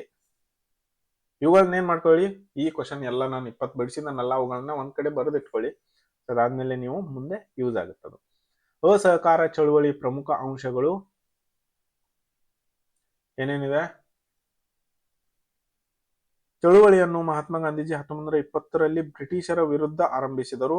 ಇದರ ಉದ್ದೇಶ ಬ್ರಿಟಿಷ್ ಆಡಳಿತದೊಂದಿಗೆ ಸರ್ಕಾರವನ್ನು ನಿರಾಕರಿಸಿ ಸ್ವರಾಜ್ಯ ಸಾಧಿಸುವುದಾಗಿತ್ತು. ಪ್ರಮುಖ ಅಂಶಗಳು ಸರ್ಕಾರಿ ಶಾಲೆ, ಕಾಲೇಜು ಮತ್ತು ನ್ಯಾಯಾಲಯಗಳ ಬಹಿಷ್ಕಾರ, ಅದಾದ್ಮೇಲೆ ವಿದೇಶಿ ಬಟ್ಟೆ ಮತ್ತು ವಸ್ತುಗಳ ಬಹಿಷ್ಕಾರ, ಸರ್ಕಾರಿ ಹುದ್ದೆಗಳು, ಪದವಿಗಳು ಮತ್ತು ಗೌರವಗಳ ತ್ಯಾಗ, ಖಾದಿ ಬಳಕೆ ಮತ್ತು ಸ್ವದೇಶಿ ವಸ್ತುಗಳಿಗೆ ಉತ್ತೇಜನ, ಶಾಂತಿಯುತ ಹಾಗೂ ಅಹಿಂಸಾತ್ಮಕ ಹೋರಾಟ ಒತ್ತು, ಜನರಲ್ಲಿ ರಾಷ್ಟ್ರೀಯ ಚಳುವಳಿಯ ಬಗ್ಗೆ ಜಾಗೃತಿ ಮತ್ತು ಭಾಗವಹಿಸುವಿಕೆಯನ್ನು ಹೆಚ್ಚಿಸುವುದು ಅಂತ ಹೇಳ್ತಾರೆ. ಅದಾದ್ಮೇಲೆ ಇನ್ನು 14ನೇ ಪ್ರಶ್ನೆ ಬಂತು. 14ನೇ ಪ್ರಶ್ನೆ, 1885ರಲ್ಲಿ ಭಾರತೀಯ ರಾಷ್ಟ್ರೀಯ ಕಾಂಗ್ರೆಸ್ ಹುಟ್ಟಲು ಕಾರಣವಾದ ಸಂದರ್ಭವನ್ನು ವಿವರಿಸಿ, 100 ಪದಗಳಿಗೆ ಮೀರದಂತೆ ಉತ್ತರಿಸಿ.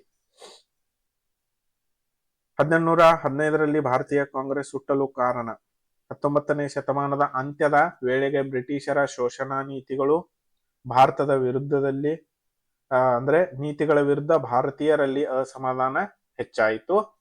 ಪಾಶ್ಚಾತ್ಯ ಶಿಕ್ಷಣದ ಪ್ರಸಾರ, ರಾಷ್ಟ್ರೀಯ ಚೇತನದ ಬೆಳವಣಿಗೆ, ಪತ್ರಿಕೆಗಳ ಪ್ರಭಾವ ಹಾಗೂ ಪ್ರಾದೇಶಿಕ ರಾಜಕೀಯ ಸಂಘಟನೆಗಳ ಉದಯವು ರಾಷ್ಟ್ರೀಯ ಏಕತೆಯನ್ನು ಬಲಪಡಿಸಿತು.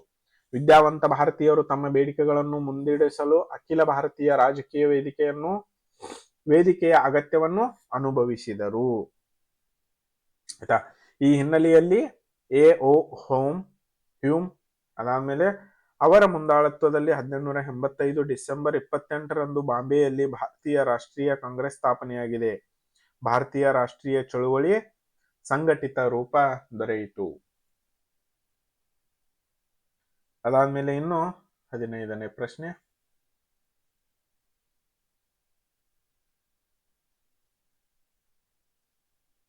ಪ್ರಶ್ನೆ, ಪ್ರಧಾನ ಮಂತ್ರಿ ಆರೋಗ್ಯ ಯೋಜನಾ PMJಯ ವೈಶಿಷ್ಟ್ಯಗಳನ್ನು ತಿಳಿಸಿ, 100 ಪದಗಳು ಮೀರದಂತೆ ಅಂತ ಹೇಳಿದ್ದಾರೆ. ಇದು PM ಕಿಸಾನ್ ಯೋಜನಾ, ಅದಾದ್ಮೇಲೆ PM ಇವೆಲ್ಲ ಬಂದ್ವಲ್ಲ, ಅವಾಗ PMJ ಅಂದ್ರೆ ಇದು ಆರೋಗ್ಯ ಯೋಜನೆ ಕೂಡ ಜಾರಿಯಾಯಿತು. ಸೊ ಅದರ ಬಗ್ಗೆ ವೈಶಿಷ್ಟ್ಯತೆಗಳನ್ನು ಬರೆಯಿರಿ ಅಂತ ಹೇಳಿದ್ದಾರೆ. ಪ್ರಧಾನ ಮಂತ್ರಿ ಜನ ಆರೋಗ್ಯ ಯೋಜನೆ PMJಯ ವೈಶಿಷ್ಟ್ಯತೆಗಳು. ಪ್ರಧಾನ ಮಂತ್ರಿಗಳು ಜನ ಆರೋಗ್ಯ ಯೋಜನೆ PMJ ಆಯುಷ್ಮಾನ್ ಭಾರತ ಯೋಜನೆಯ ಪ್ರಮುಖ ಭಾಗವಾಗಿದೆ. ಇದರ ಪ್ರಮುಖ ವೈಶಿಷ್ಟ್ಯಗಳು: ಬಡ ಹಾಗೂ ದುರ್ಬಲ ಕುಟುಂಬಗಳಿಗೆ ವರ್ಷಕ್ಕೆ 5 ಲಕ್ಷದವರೆಗೆ ನಗದು ರಹಿತ ಆರೋಗ್ಯ ವಿಮೆ, ಅಂದ್ರೆ ಏನು, ಇದು ಇನ್ಶೂರೆನ್ಸ್ ಮಾಡಿಸಿರ್ತಾರೆ ಪಾಲಿಸಿ. ಸೊ ಅವಾಗ ಏನಾಗುತ್ತೆ, ಒಂದು 5 ಲಕ್ಷದ ಒಳಗೆ ನಿಮಗೆ ಏನಾದ್ರು ಆದ್ರೆ ಸೊ ನೀವು ಹೋಗಿ ನಿಮ್ಮ ರೇಷನ್ ಕಾರ್ಡ್ ಅಥವಾ ಆಧಾರ್ ಕಾರ್ಡ್ ಅಥವಾ ಆದ್ಮೇಲೆ ಇದು ಆಯುಷ್ಮಾನ್ ಭಾರತ್ ಕಾರ್ಡ್ ಇದ್ರೆ ಅಲ್ಲಿ ತೋರಿಸಿದ್ರೆ ಸೊ 5 ಲಕ್ಷದವರೆಗೂ ನಿಮ್ದು ಏನ್ ಖರ್ಚಾಗಿರುತ್ತಲ್ಲ ಅದು 0 ಆಗುತ್ತೆ. ಸೊ ಅದನ್ನ ಸರ್ಕಾರ ಭರಿಸುತ್ತದೆ. ಅದು ಅದರ ಮುಖ್ಯ ಉದ್ದೇಶ ಆಗಿತ್ತು. ದ್ವಿತೀಯ ಮತ್ತು ತೃತೀಯ ಹಂತದ ಚಿಕಿತ್ಸೆಗೆ ಸೌಲಭ್ಯ. ದೇಶದ ಸರ್ಕಾರಿ ಹಾಗೂ ನೋಂದಾಯಿತ ಖಾಸಗಿ ಆಸ್ಪತ್ರೆಗಳಲ್ಲಿ ಚಿಕಿತ್ಸೆ ಪಡೆಯುವ ಅವಕಾಶ. ಕುಟುಂಬದ ಸದಸ್ಯರ ಸಂಖ್ಯೆ ಅಥವಾ ವಯಸ್ಸಿನ ಮೇಲೆ ಯಾವುದೇ ಮಿತಿ ಇಲ್ಲ. ಪೂರ್ವ ಅಸ್ತಿತ್ವದಲ್ಲಿರುವ ಕಾಯಿಲೆಗಳು, ವಿಮಾ ರಕ್ಷಣೆ, ಆರೋಗ್ಯ ವೆಚ್ಚ ಕಡಿಮೆ ಮಾಡಿ ಸಾರ್ವತ್ರಿಕ ಆರೋಗ್ಯ ಸೇವೆಯನ್ನು ಉತ್ತೇಜಿಸುವುದು ಇದರ ಮುಖ್ಯ ಉದ್ದೇಶ. ಅದಾದ್ಮೇಲೆ ಇನ್ನು ನೀವು ಮುಂದೆ ಬಂದ್ರೆ 16ನೇ ಕ್ವಶನ್. ಸೊ ಇವತ್ತು ಫುಲ್ ಬಿಡಿಸ್ತೀನಿ, ನನ್ನ 20 ಕ್ವಶನ್ಸ್ ಇದೆ ಟೋಟಲ್. ಸೊ 20 ಕ್ವಶನ್ಸ್ ನಾನೆಲ್ಲ ಪ್ರಿಪೇರ್ ಮಾಡಿದ್ದೀನಿ. ಸೊ ನೀವು ಜಸ್ಟ್ ಇವುಗಳನ್ನ ಬರ್ಕೊಳ್ಳಿ. ಅದಾದ್ಮೇಲೆ ಇದೇ ರೀತಿ ಇದೊಂದು ಏನು ಮಾಡೆಲ್ ಅಂತ ಇಟ್ಕೊಳ್ಳಿ ಕ್ವಶನ್ ಪೇಪರ್. ಸೊ ಬಂದ್ರೆ ಹೇಗ್ ಮಾಡ್ಬೇಕಂತ ಹೇಳಿದ್ದೇನೆ. ಸೊ ಅದು ಕಡಿಮೆ ಕೃಷಿ ಉತ್ಪಾದಕತೆಗೆ ಇರುವ ಕಾರಣಗಳನ್ನು ವಿಶ್ಲೇಷಿಸಿ ಅಂತ ಹೇಳಿದ್ದಾರೆ. 100 ಪದಗಳಿಗೆ ಮೀರದಂತೆ ಉತ್ತರಿಸಿ. ಸೊ ಇಲ್ಲೇನಿದೆ, ಕಡಿಮೆ ಕೃಷಿ ಉತ್ಪಾದಕತೆಗೆ ಇರುವ ಕಾರಣಗಳು. ಭಾರತದಲ್ಲಿ ಕೃಷಿ ಉತ್ಪಾದಕತೆ ಕಡಿಮೆಯಾಗಲು ಹಲವು ಕಾರಣಗಳಿವೆ. ಅದರಲ್ಲಿ ಮುಖ್ಯವಾಗಿ ಸಣ್ಣ ಮತ್ತು ಚದುರಿನ ಜಮೀನುಗಳು. ಅಂದ್ರೆ ನೋಡಿ, ಇವಾಗ ತಾತನ ಕಾಲದಲ್ಲಿ 100 ಎಕರೆ ಒಬ್ಬನಿಗೆ ಇತ್ತು, ಆಯ್ತಾ. ಅದಾದ್ಮೇಲೆ ಆ ತಾತನಿಗೆ 2 ಜನ ಮಕ್ಕಳು ಹುಟ್ಟಿದ್ರೆ ಸೊ ಆಸ್ತಿ ಭಾಗ ಆಗುತ್ತೆ, 50-50 ಆಗುತ್ತೆ. ಸೊ ಈ ಇಬ್ಬರಿಗೆ ಮತ್ತೆ ಇಬ್ಬಿಬ್ರು ಅಥವಾ 3 ಜನ ಹುಟ್ಟಿದ್ರೆ ಸೊ ಅಲ್ಲಿ ಮತ್ತೆ 25. ಸೊ ಈ ಒಂದು 3 ಜನ ಅಂದ್ರೆ 33, 50ರಲ್ಲಿ 3 ಭಾಗ ಅಂದ್ರೆ ಎಷ್ಟಾಗುತ್ತೆ? 17, 16, 15 ಸಮಥಿಂಗ್ ಆಗುತ್ತೆ, ಆಯ್ತಾ.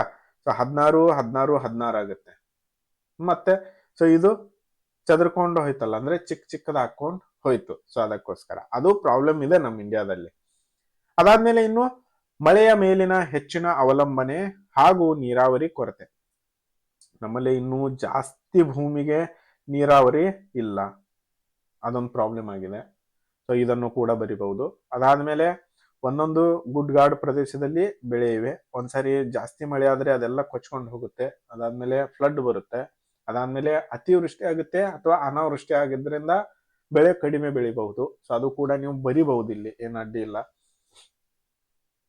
ಗುಣಮಟ್ಟದ ಬೀಜ, ರಸಗೊಬ್ಬರಗಳು ಮತ್ತು ತಂತ್ರಜ್ಞಾನದ ಸೀಮಿತ ಬಳಕೆ ಅಂದ್ರೆ ಏನಾಗುತ್ತೆ, ಇಲ್ಲಿ ಹಣ ಬೇಕಾಗುತ್ತೆ. ಅದು ಒಂದು ಮುಖ್ಯ ಉದ್ದೇಶ. ಯಾಕಂದ್ರೆ ಇವಾಗ ನೀವು ರಸಗೊಬ್ಬರಗಳು ನಿಮಗೆ ಎಷ್ಟು ಬೇಕಂತ ಹಾಕ್ಬೇಕಾದ್ರೆ ಕೂಡ ಅದಕ್ಕೂ ಕೂಡ ಹಣ ಬೇಕಾಗುತ್ತೆ. ಅದಾದ್ಮೇಲೆ ಹನಿ ನೀರಾವರಿ ಮಾಡಕ್ಕೂ ಕೂಡ ಹಣ ಬೇಕಾಗುತ್ತೆ. ಯಾಕಂದ್ರೆ ಹನಿ ನೀರಾವರಿ ಎಲ್ಲ ಉಪಕರಣಗಳನ್ನ ತರಬೇಕು. ಅದಾದ್ಮೇಲೆ ನೀರು, ಅದಾದ್ಮೇಲೆ ಅದು ನೀರ್ ಹಾಕಕ್ಕೆ ಮೋಟರ್ ಕೂಡ ತರಬೇಕು. ಅದಾದ್ಮೇಲೆ ಎಲೆಕ್ಟ್ರಿಸಿಟಿ ಸಪ್ಲೈಯು ಅಂದ್ರೆ ಅದ್ರ ಪರ್ಮಿಷನ್ ತೆಗೆದು ಅದನ್ನು ಜೋಡಿಸಬೇಕಾಗುತ್ತೆ. ಸೊ ಅದೊಂದು ಸ್ವಲ್ಪ ಪ್ರಾಬ್ಲಮ್ ಇದೆ. ಇನ್ ಮುಂದೆ ಮಣ್ಣಿನ ಫಲವತ್ತತೆ ಕುಸಿತ ಹಾಗೂ ಭೂಕ್ಷಯ, ಕೃಷಿ ಸಾಲ ಹಾಗೂ ಹೂಡಿಕೆಯ ಕೊರತೆ. ತುಂಬಾ ಜನರದು ರೈತರ ಸಾಲ ಇರುತ್ತೆ. ಸೊ ಆ ಸಾಲದಲ್ಲಿ ಅವರು ಬಡ್ಡಿ ತುಂಬಬೇಕಾಗುತ್ತೆ. ಸೊ ಅದಕ್ಕೋಸ್ಕರ ಅಲ್ಲೊಂದು ಸ್ವಲ್ಪ ಪ್ರಾಬ್ಲಮ್ ಆಗುತ್ತೆ ಎಲ್ಲರಿಗೂ. ಯಾಕಂದ್ರೆ ಅವರು ಗೊಬ್ಬರ ಹಾಕಕ್ಕೆ ಕಷ್ಟ ಆಗ್ಬೋದು, ಅಥವಾ ಇನ್ನುಳಿದ ಇವು ಟೆಕ್ನಾಲಜಿ ತಂತ್ರಜ್ಞಾನ ಇದೆಯಲ್ಲ ಅದನ್ನ ಅಳವಡಿಸಲಿಕ್ಕೆ ಪ್ರಾಬ್ಲಮ್ ಆಗುತ್ತೆ. ಇನ್ನು ಕೀಟ ರೋಗಗಳ ಬಾಧೆ ಮತ್ತು ಹವಾಮಾನ ವೈಪರೀತ್ಯ, ಸಂಪರ್ಕ ಸಂಗ್ರಹಣೆ, ಮಾರುಕಟ್ಟೆ ಹಾಗೂ ಬೆಲೆ ಬೆಂಬಲದ ಕೊರತೆ, ಕೃಷಿ ವಿಸ್ತರಣಾ ಸೇವೆಗಳು ಮತ್ತು ರೈತರ ತರಬೇತಿ ಅಭಾವ ಇದು ಕೃಷಿ ಉತ್ಪಾದನಾ ಮತ್ತು ರೈತರ ಆದಾಯದ ಮೇಲೆ ಪ್ರತಿಕೂಲ ಪರಿಣಾಮ ಬೀರುತ್ತದೆ. ಈತಲ್ವಾ. ಸೊ ಈ ಕ್ವಶನ್ ನ ಹೀಗೆ ನೀವು ಡೀಟೇಲ್ ಆಗಿ ಹೆಂಗ್ ಬೇಕಾದ್ರೂ ಬರಿಬಹುದು. ಸೊ ಇದು ಈಜಿ ಇದೆ, ಇದೇನು ಅಷ್ಟೊಂದೇನು ಅಡ್ಡಿ ಇಲ್ಲ. ಯಾಕಂತಂದ್ರೆ ಇಲ್ಲಿ ಒಂದು ಜಮೀನೆಲ್ಲ ಚಿಕ್ಕದಾಗ್ತಾ ಹೋಗ್ತಾ ಇದೆ. 2 ರೈತರ ಸಾಲ ಇರುತ್ತೆ. 3ನೇದು ರಸಗೊಬ್ಬರಗಳು ಅಂದ್ರೆ ಅವು ಬೆಲೆ ಏರಿಕೆಯಾಗಿದೆ. ಅದಾದ್ಮೇಲೆ ರೈತರಿಗೆ ಸರಿಯಾದ ಟ್ರೈನಿಂಗ್ ಸಿಗಲ್ಲ. ಚಿಕ್ಕರು ಕೂಡ ಒಂದೊಂದ್ಸರಿ ಪ್ರಾಬ್ಲಮ್ ಆಗುತ್ತೆ ಬೆಲೆ. ಆಮೇಲೆ ಅವರು ಬೆಳೆದಿದ್ದ ಬೆಳೆಗೆ ಒಂದೊಂದ್ಸರಿ ಬೆಲೆ ಸಿಗಲ್ಲ. ಸೊ ಅದೆಲ್ಲ ಪ್ರಾಬ್ಲಮ್ ಆಗುತ್ತೆ. ಸೊ ಇದನ್ನ ಆರಾಮಾಗಿ ಬರಿಬಹುದು. ಸೊ ಇದನ್ನ 100 ಪದ ಅಷ್ಟೇ ಕೇಳಿದರೆ ಆರಾಮಾಗಿ ನೀವು ಚೆನ್ನಾಗಿರೋ ಒಂದಿಷ್ಟು ಟಾಪಿಕ್ ಗಳನ್ನ ತಗೊಂಡು ವೊಕ್ಯಾಬ್ಯುಲರಿ ಹಾಕಿ ಬರೆದ್ರೆ ಈ ಕ್ವಶನ್ಗೆ 100% ಮಾರ್ಕ್ಸ್ ಬರುತ್ತೆ. ಇನ್ನು 17ನೇ ಪ್ರಶ್ನೆ ಏನಿದೆ, ಹೊಸ ಕೃಷಿ ಕಾಯಿದೆ 2020ರ ಪರಿಕಲ್ಪನೆಯನ್ನು ಚರ್ಚಿಸಿ 100 ಪದಗಳಿಗೆ ಮೀರದಂತೆ ಉತ್ತರಿಸಿ. ಆಯ್ತಾ. ಇಲ್ಲಿ ಹೊಸ ಕೃಷಿ ಕಾಯಿದೆ 2020ರಲ್ಲಿ ಬಂತದು. 2020ರಲ್ಲಿ ಏನ್ ಮಾಡುತ್ತೆ, ಕೇಂದ್ರ ಸರ್ಕಾರ 3 ಕೃಷಿ ಕಾಯಿದೆಗಳನ್ನು ಜಾರಿಗೆ ತಂದಿತ್ತು. ಅವುಗಳ ಅವುಗಳ ಉದ್ದೇಶ ರೈತರಿಗೆ ಎಪಿಎಂಸಿ ಮಾರುಕಟ್ಟೆ ಹೊರಗು ಬೆಳೆ ಮಾರಾಟದ ಸ್ವಾತಂತ್ರ್ಯ ನೀಡುವುದು. ಅಂದ್ರೆ ಅವರೆಲ್ಲೂ ಅದನ್ನ ಅವರು ಬೆಳೆದಿದ್ದ ಬೆಳೆ ಮಾರಬಹುದು. ಗುತ್ತಿಗೆ ಕೃಷಿಗೆ ಅಂದ್ರೆ ಕಾಂಟ್ರಾಕ್ಟ್ ಫಾರ್ಮಿಂಗ್ ಕಾನೂನಿನ ಚೌಕಟ್ಟು ಒದಗಿಸುವುದು ಹಾಗೂ ಅಗತ್ಯ ವಸ್ತುಗಳ ಕಾಯಿದೆಯಲ್ಲಿ ತಿದ್ದುಪಡಿ ಮೂಲಕ ಖಾಸಗಿ ಹೂಡಿಕೆಯನ್ನು ಉತ್ತೇಜಿಸುವುದು. ಸರ್ಕಾರವು ಇವು ರೈತರ ಆದಾಯ ಹೆಚ್ಚಿಸುವುದು ಎಂದು ತಿಳಿಸಿತು. ಆದರೆ ಕನಿಷ್ಠ ಬೆಂಬಲ ಬೆಲೆ ಎಂಎಸ್ಪಿ ವ್ಯವಸ್ಥೆಗೆ ಧಕ್ಕೆ ಉಂಟು ಮಾಡಬಹುದು ಎಂಬ ಆಂತರಿಕದ ವ್ಯಾಪಕ ರೈತ ಪ್ರತಿಭಟನೆಗಳು ನಡೆದವು. ಬಳಿಕ 2021ರಲ್ಲಿ ಈ 3 ಕೃಷಿ ಕಾಯ್ದೆಗಳನ್ನು ಕೇಂದ್ರ ಸರ್ಕಾರ ರದ್ದುಗೊಳಿಸಿತು. ಆಯ್ತಾ. ಅದಾದ್ಮೇಲೆ ಇನ್ನು 18ನೇ ಪ್ರಶ್ನೆ.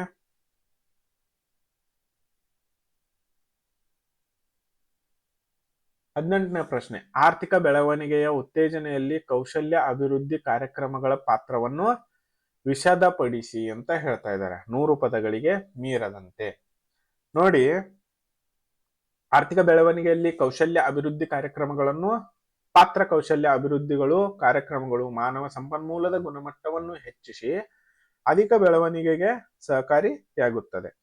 ಸೊ ಇವು ಯುವಕರಿಗೆ ಉದ್ಯೋಗಕ್ಕೆ ಅಗತ್ಯವಾದ ತಾಂತ್ರಿಕ ಮತ್ತು ವೃತ್ತಿಪರ ಕೌಶಲ್ಯಗಳನ್ನು ಒದಗಿಸುತ್ತವೆ.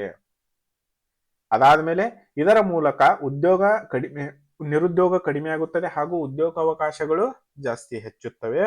ಕೈಗಾರಿಕೆಗಳಿಗೆ ಅಗತ್ಯವಿರುವ ನುರಿತ ಕಾರ್ಮಿಕರನ್ನು ಒದಗಿಸಿ ಉತ್ಪಾದಕತೆಯನ್ನು ಹೆಚ್ಚಿಸುವುದು. ಆಯ್ತಾ. ಸೊ ಅದಾದ್ಮೇಲೆ ಉದ್ಯಮಶೀಲತೆಯನ್ನು ಉತ್ತೇಜಿಸುವುದು ಮೂಲಕ ಹೊಸ ಉದ್ಯಮಗಳು ಸ್ಥಾಪನೆಗೆ ಸಹಾಯ ಮಾಡುತ್ತವೆ.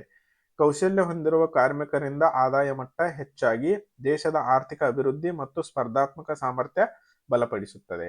ಸೊ ಇಲ್ಲೇನಾಗುತ್ತೆ, ಆರ್ಥಿಕ ಬೆಳವಣಿಗೆಗೆ ಉತ್ತೇಜನೆಯಲ್ಲಿ ಕೌಶಲ್ಯ ಅಂದ್ರೆ ಸ್ಕಿಲ್ಡ್ ಅಂದ್ರೆ ಹೆಂಗಿರಬಹುದು, ಇವಾಗ ನೀವು ಕಾರ್ಪೆಂಟರ್ ಅಂದ್ರೆ ಬಡಿಗತನ. ಆಯ್ತಾ. ಸೊ ಬಡಿಗತನ ಮೊದಲು ಏನ್ ಮಾಡ್ತಾ ಇದ್ರು, ಮನೆ ಕಟ್ತಾ ಇದ್ರು, ಕಟ್ಟಿಗೆಗಳಿಂದ ಏನೇನ್ ಬೇಕಾದ್ರೆ ಅವು ಮಾಡ್ಕೊಳ್ತಾ ಇದ್ರು. ಬಟ್ ಅವರೇ ಏನು ಒಂದ್ ಸ್ವಲ್ಪ ಅಪ್ಡೇಟ್ ಆದ್ರೆ ಫರ್ನಿಚರ್ ರೆಡಿ ಮಾಡಬಹುದು ಅವರು. ಅದಾದ್ಮೇಲೆ ಎಲ್ಲ ಕಿಚನ್ ಸೆಟ್ಗಳು, ಕ್ಲೋಸ್ಟರು, ಅದಾದ್ಮೇಲೆ ಕಬೋರ್ಡ್ಗಳು, ಅವೆಲ್ಲ ಅವರು ಒಂದ್ ಸ್ವಲ್ಪ ತಲೆ ಓಡಿಸಿ ಇವುಗಳನ್ನ ಮಾಡಿದ್ರೆ ಇದಕ್ಕೆ ಅಂದ್ರೆ ಕೌಶಲ್ಯತೆ ಅಂದ್ರೆ ಅವ್ರಿಗೆ ಆ ಜ್ಞಾನ ಇರುತ್ತೆ. ಒಂದ್ ಸ್ವಲ್ಪ ಫಂಡಿಂಗ್ ಅಂದ್ರೆ ಅವರಿಗೆ ಹೂಡಿಕೆ ಮಾಡಬೇಕು ಅಂದ್ರೆ ಪ್ರೈವೇಟ್ ಕಂಪನೀಸು. ಸೊ ಅದಾದ್ಮೇಲೆ ಅವ್ರಿಗೆ ಒಂದ್ ಸ್ವಲ್ಪ ಒಂದು ಫ್ಲೋ ಸಿಕ್ಕರೆ ಸಾಕು, ಅವರೆಲ್ಲ ರೆಡಿ ಮಾಡ್ತಾರೆ. ಸೊ ಅದಕ್ಕೆ ಇಲ್ಲಿ ಉತ್ತೇಜನೆಯಲ್ಲಿ ಆರ್ಥಿಕ ಬೆಳವಣಿಗೆ ಉತ್ತೇಜನೆಯಲ್ಲಿ ಕೌಶಲ್ಯಿಕ ಅಭಿವೃದ್ಧಿ ಕಾರ್ಯಕ್ರಮಗಳು ಪಾತ್ರಗಳನ್ನು ವಿಷದಪಡಿಸಿ. ಸೊ ಈ ರೀತಿ ಆಗುತ್ತದೆ. ಅಂದ್ರೆ ಸ್ಕಿಲ್ಡ್ ಲೇಬರ್. ಸೊ ಕೌಶಲ್ಯ ಅಂದ್ರೆ ಸ್ಕಿಲ್.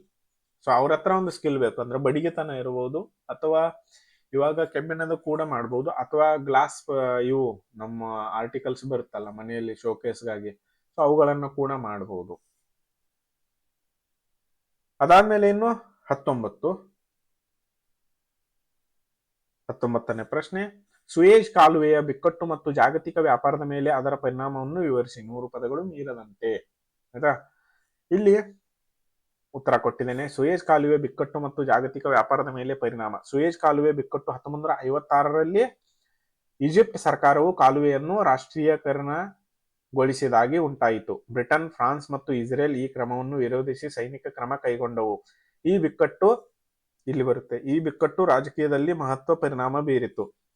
ಸುಯೇಜ್ ಕಾಲುವೆಯು ಯುರೋಪ್ ಮತ್ತು ಏಷ್ಯಾವನ್ನು ಸಂಪರ್ಕಿಸುವ ಪ್ರಮುಖ ವ್ಯಾಪಾರ ಮಾರ್ಗವಾಗಿರುವುದರಿಂದ ಇದರ ಅಡಚಣೆಯಿಂದ ಹಡಗು ಸಂಚಾರ ವಿಳಂಬವಾಯಿತು. ಆಯ್ತಾ. ಸೊ ಅದಾದ್ಮೇಲೆ ಸಾಗಣೆ ವೆಚ್ಚ ಹೆಚ್ಚಾಯಿತು ಮತ್ತು ತೈಲ ಪೂರೈಕೆಗೆ ತೊಂದರೆ ಉಂಟಾಯಿತು. ಈ ಘಟನೆ ಜಾಗತಿಕ ವ್ಯಾಪಾರದಲ್ಲಿ ಸಮುದ್ರ ಮಾರ್ಗಗಳ ತತ್ವವನ್ನು ತೋರಿಸಿತು ಹಾಗೂ ಅಂತಾರಾಷ್ಟ್ರೀಯ ಸಹಕಾರದ ಅಗತ್ಯವನ್ನು ಒತ್ತಿ ಹೇಳಿತು. ಸೊ ಇಲ್ಲಿ ನಿಮಗೊಂದು ಹಿಂಟ್ ಕೊಡ್ತೀನಿ. ಇದು ಏನ್ ಸುಯೇಜ್ ಕಾಲುವೆ ಬಿಕ್ಕಟ್ಟು ಏನೇ ಹೇಳ್ತಾ ಇದ್ರಲ್ಲ, ಸೊ ಸುಯೇಜ್ ಮತ್ತು ಇವಾಗ ಇರಾನ್ ಮತ್ತು ಇರಾನ್ದು ಏನದೊಂದು ಬಿಕ್ಕಟ್ಟು ನಡೀತಾ ಇದೆಯಲ್ಲ, ಸೊ ಅದು ಕೂಡ ಸೇಮ್ ಆಗಿತ್ತು. ಸೊ ಅದನ್ನ ನೆನ್ಪಿಟ್ಕೊಳ್ಳಿ. ಸೊ ಇಲ್ಲೇನ್ ಪ್ರಾಬ್ಲಮ್ ಆಗಿತ್ತಲ್ಲ, ಅಲ್ಲೂ ಕೂಡ ಅದೇ ಪ್ರಾಬ್ಲಮ್ ಇವಾಗ ನಡೀತಾ ಇದೆ. ಯಾವ್ದದು ಇರಾನ್ ನಲ್ಲಿ ಇದೆ ಅಲ್ಲ, ಹಾರ್ಮುಜ್ ಸೊ ಹಾರ್ಮುಜ್ ಇವಾಗ ನಡೀತಾ ಇದೆ. ಸೊ 1900 ಎಲ್ಲಿದೆ, 1956ರಲ್ಲಿ ಇದು ಮೊದಲು ಎಲ್ಲಿ ಆಗಿತ್ತು, ಸುಯೇಜ್ನಲ್ಲಿ ಆಗಿತ್ತು, ಸುಯೇಜ್ ಕಾಲುವೆ. ಸೊ ಅಲ್ಲಿ ಏನ್ ಪ್ರಾಬ್ಲಮ್ ಆಗಿತ್ತಲ್ಲ, ಅದು ಕೂಡ ಇವಾಗ ಇಲ್ಲೂ ಪ್ರಾಬ್ಲಮ್ ಆಗ್ತಾ ಇದೆ. ಪೆಟ್ರೋಲಿಯಂ ಆಗ್ತಾ ಇದೆ, ಆಮೇಲೆ ಹಡಗು ಬರ್ತಾ ಇಲ್ಲ, ಗ್ಯಾಸ್ ಡಿಲೇ ಆಗ್ತಾ ಇದೆ. ಸೊ ಇದು ಮತ್ತು ಅದು ಆಲ್ಮೋಸ್ಟ್ ಸೇಮ್ ಇತ್ತು. ಅದಾದ್ಮೇಲೆ ಇನ್ನು 19ನೇ ಪ್ರಶ್ನೆ, 20 ಕೊನೆಯ ಪ್ರಶ್ನೆ ಆಗಿದೆ ಇದು ನಮ್ದು, ಆಯ್ತಾ. ಸೊ ಇಷ್ಟ ಆದ್ಮೇಲೆ ಮುಗಿತ್ ನೋಡ್ರಿ ಕೊನೆಯ ಪ್ರಶ್ನೆ, ಇನ್ನೆಲ್ಲ ಅನ್ಸುತ್ತೆ. ಜಲಶಕ್ತಿ ಅಭಿಯಾನದ ಗುಣಲಕ್ಷಣಗಳಾವುವು? 3 ಪದಗಳಿಗೆ ಮೀರದಂತೆ ಉತ್ತರಿಸಿ ಅಂತ ಇದೆ ನೋಡಿ. ಜಲಶಕ್ತಿ ಅಭಿಯಾನದ ಗುಣಲಕ್ಷಣಗಳು. ಜಲಶಕ್ತಿ ಅಭಿಯಾನವು ಭಾರತ ಸರ್ಕಾರದ ನೀರಿನ ಸಂರಕ್ಷಣೆ ಮತ್ತು ಜಲಸಂಪನ್ಮೂಲಗಳ ಸಮರ್ಪಕ ಬಳಕೆಯ ಉದ್ದೇಶದಿಂದ ಪ್ರಾರಂಭಿಸಿದ ಯೋಜನೆಯಾಗಿದೆ. ಸೊ ಇಲ್ಲೇನಾಗುತ್ತೆ ಅಂದ್ರೆ, ಭಾರತ ಸರ್ಕಾರ ನೀರಿನ ಸಂರಕ್ಷಣೆ, ನೀರು ಅದನ್ನ ಸೆಕ್ಯೂರಿಟಿ ಕೊಡಬೇಕು ಜಲಕ್ಕಾಗಿ. ಸೊ ಎರಡನೇದು ಜಲ ಸಂಪನ್ಮೂಲಗಳು ಸಮರ್ಪಕ ಬಳಕೆಯ ಉದ್ದೇಶದಿಂದ ಪ್ರಾರಂಭಿಸಿದ ಯೋಜನೆಯಾಗಿದೆ. ಸೊ ಇದರ ಮುಖ್ಯ ಗುಣಲಕ್ಷಣಗಳೆಂದರೆ ಮಳೆ ನೀರು ಸಂಗ್ರಹಿಸುವುದು, ಅದಾದ್ಮೇಲೆ ಜಲಮೂಲಗಳ ಪುನರುಜ್ಜೀವನ, ನೀರು ಮಿತ ಬಳಕೆ, ಕೆರೆಕಟ್ಟೆಗಳ ಸಂರಕ್ಷಣೆ ಮತ್ತು ಭೂಗರ್ಭ ಜಲಮಟ್ಟ ಹೆಚ್ಚಿಸುವುದು, ಅಂದ್ರೆ ಅಂತರ್ಜಲ. ಇನ್ನು ಜನರ ಸಹಭಾಗಿತ್ವ ಮೂಲಕ ನೀರಿನ ಜಾಗೃತಿ ಮೂಡಿಸುವುದು, ಗ್ರಾಮೀಣ ಪ್ರದೇಶಗಳಲ್ಲಿ ಜಲ ಸಂರಕ್ಷಣಾ ಕಾರ್ಯಗಳನ್ನು ಉತ್ತೇಜಿಸುವುದು ಹಾಗೂ ನೀರಿನ ಭದ್ರತೆಯನ್ನು ಸಾಧಿಸುವುದು ಇದರ ಪ್ರಮುಖ ಉದ್ದೇಶಗಳಾಗಿವೆ. ಈ ಅಭಿಯಾನವು ಸುಸ್ಥಿರ ಜಲ ನಿರ್ವಹಣೆಗೆ ಸಹಕಾರಿಯಾಗಿದೆ. ತಿಳಿತಲ್ವಾ. ಸೊ ಇಲ್ಲಿಗೆ ಇದೊಂದು ಏನ್ ನಿಮ್ಮದು assistant director of town planning ಇತ್ತಲ್ಲ, ಸೊ ಇದು ಜನರಲ್ ಸ್ಟಡೀಸ್ ಇತ್ತು. ಜನರಲ್ ಸ್ಟಡೀಸ್ ನಲ್ಲಿ 2 ಭಾಗ ಬಂತು, ಮತ್ತೆ ಒಂದು ಥಿಯರಿ ಇತ್ತು, ಇನ್ನೊಂದು ಮೆಂಟಲ್ ಎಬಿಲಿಟಿ. ನೀವು ಮೊದಲು ನೋಡಿದ್ರಲ್ಲ ಕ್ವಶನ್ಸ್, 5 ಕ್ವಶನ್ಸ್ ಬಂದಿತ್ತು, ಉಳಿದ 15 ಕ್ವಶನ್ಸ್ ಎಲ್ಲ ಥಿಯರಿ ಇತ್ತು. ಸೊ ಇಷ್ಟು ಪ್ರಾಪರ್ ಆಗಿ ಅಂದ್ರೆ 100 ಪದಗಳು ಮೀರದಂತೆ ಅವ್ರು ಕೊಡ್ತಾರೆ. ಸೊ ಇಷ್ಟನ್ನ ನೀವು ಅಚ್ಚುಕಟ್ಟಾಗಿ ಬರೆದ್ರೆ ನಿಮಗೆ ಇದಕ್ಕೆ ಇತ್ತು 10 ಮಾರ್ಕ್ಸ್ ಇತ್ತು ಅಂತ ತಿಳ್ಕೊಳ್ಳಿ. 10 ಮಾರ್ಕ್ಸ್ ಇರುತ್ತೆ ಆಲ್ಮೋಸ್ಟ್. ಸೊ ನಿಮಗೆ ಇಲ್ಲಿ 9 ಅಥವಾ 9.5 ಔಟ್ ಆಫ್ 10 ಒಂದು ಕ್ವಶನ್ ಬರುತ್ತೆ. ಸೊ ಆಯ್ತಾ. ಸೊ ಅದಾದ್ಮೇಲೆ ಇಲ್ಲೂ ಕೂಡ ನಿಮಗೆ 9 ಔಟ್ ಆಫ್ 9.5 ಔಟ್ ಆಫ್ 10 ಬಂದ್ರೆ, ಸೊ ನಿಮ್ಮ ಆಲ್ಮೋಸ್ಟ್ ಆಲ್ ನೀವು ಎಲ್ಲಾ ಕ್ವಶನ್ ಗಳನ್ನ ಹೀಗೆ ಅಚ್ಚುಕಟ್ಟಾಗಿ ನೀಟಾಗಿ ವೊಕ್ಯಾಬ್ಯುಲರಿ ಯೂಸ್ ಮಾಡಿ ಬರೆದ್ರೆ, ಸೊ ನೀವು ಆಲ್ಮೋಸ್ಟ್ ಒಂದು 92ರಿಂದ 93% ಮಾರ್ಕ್ಸ್ ಗಳನ್ನ ಪಡೆಯಬಹುದು ಒಂದು ಎಕ್ಸಾಮ್ ನಲ್ಲಿ. ಅದೇ ರೀತಿ ಒಂದು ಕ್ವಶನ್ ಎಲ್ಲಾದ್ರೂ ನಿಂತು ಹೋದ್ರು ಕೂಡ 91, ಅದಾದ್ಮೇಲೆ 2 ಕ್ವಶನ್ ಅಥವಾ ಒಂದು ಕ್ವಶನ್ ಮತ್ 3 ಕ್ವಶನ್ ನಿಂತು ಹೋದ್ರೆ, ಸೊ ನಿಮ್ದು 82 to 85% ಬರಬಹುದು. ಸೊ ತಿಳಿತಲ್ವಾ. ಸೊ ಅದೇ ರೀತಿ ಇದೇ ರೀತಿ ಕಂಟೆಂಟ್ ಗಳಿಗಾಗಿ ಪಯಣ ಚಾನಲ್ ನ ತಪ್ಪದೇ ಸಬ್ಸ್ಕ್ರೈಬ್ ಮಾಡಿಕೊಳ್ಳಿ. ಪಯಣ ಚಾನಲ್ ಇರೋದು ಮೆಂಟಲ್ ಎಬಿಲಿಟಿ ಕಾನ್ಸಂಟ್ರೇಷನ್ ಮಾಡುತ್ತೆ ಮತ್ತು ಎಲ್ಲ ಕಾಂಪಿಟೇಟಿವ್ ಎಕ್ಸಾಮ್ ಗಳ ಒಂದು ರಿಲೇಟೆಡ್ ಕ್ವಶನ್ ಪೇಪರ್ ಗಳಾಗಿರ್ಬಹುದು ಅಥವಾ ಥಿಯರಿ ಆಗಿರ್ಬಹುದು, ಯಾವ್ದಾದ್ರು ಆಗಿರ್ಬಹುದು, ನಾವು ಅದನ್ನ ಬಿಡಿಸ್ತೀವಿ. ಸೊ ಎಲ್ಲರೂ ತಪ್ಪದೇ ಚಾನಲ್ ನ ಸಬ್ಸ್ಕ್ರೈಬ್ ಮಾಡಿಕೊಂಡು ನೋಟಿಫಿಕೇಶನ್ ಅನ್ನ ಆನ್ ಮಾಡ್ಕೊಳ್ಳಿ. ವಿಡಿಯೋ ಇಷ್ಟವಾದಲ್ಲಿ ಲೈಕ್ ಮಾಡಿ ಮತ್ತು ತಪ್ಪದೇ ಕಮೆಂಟ್ ಮಾಡಿ.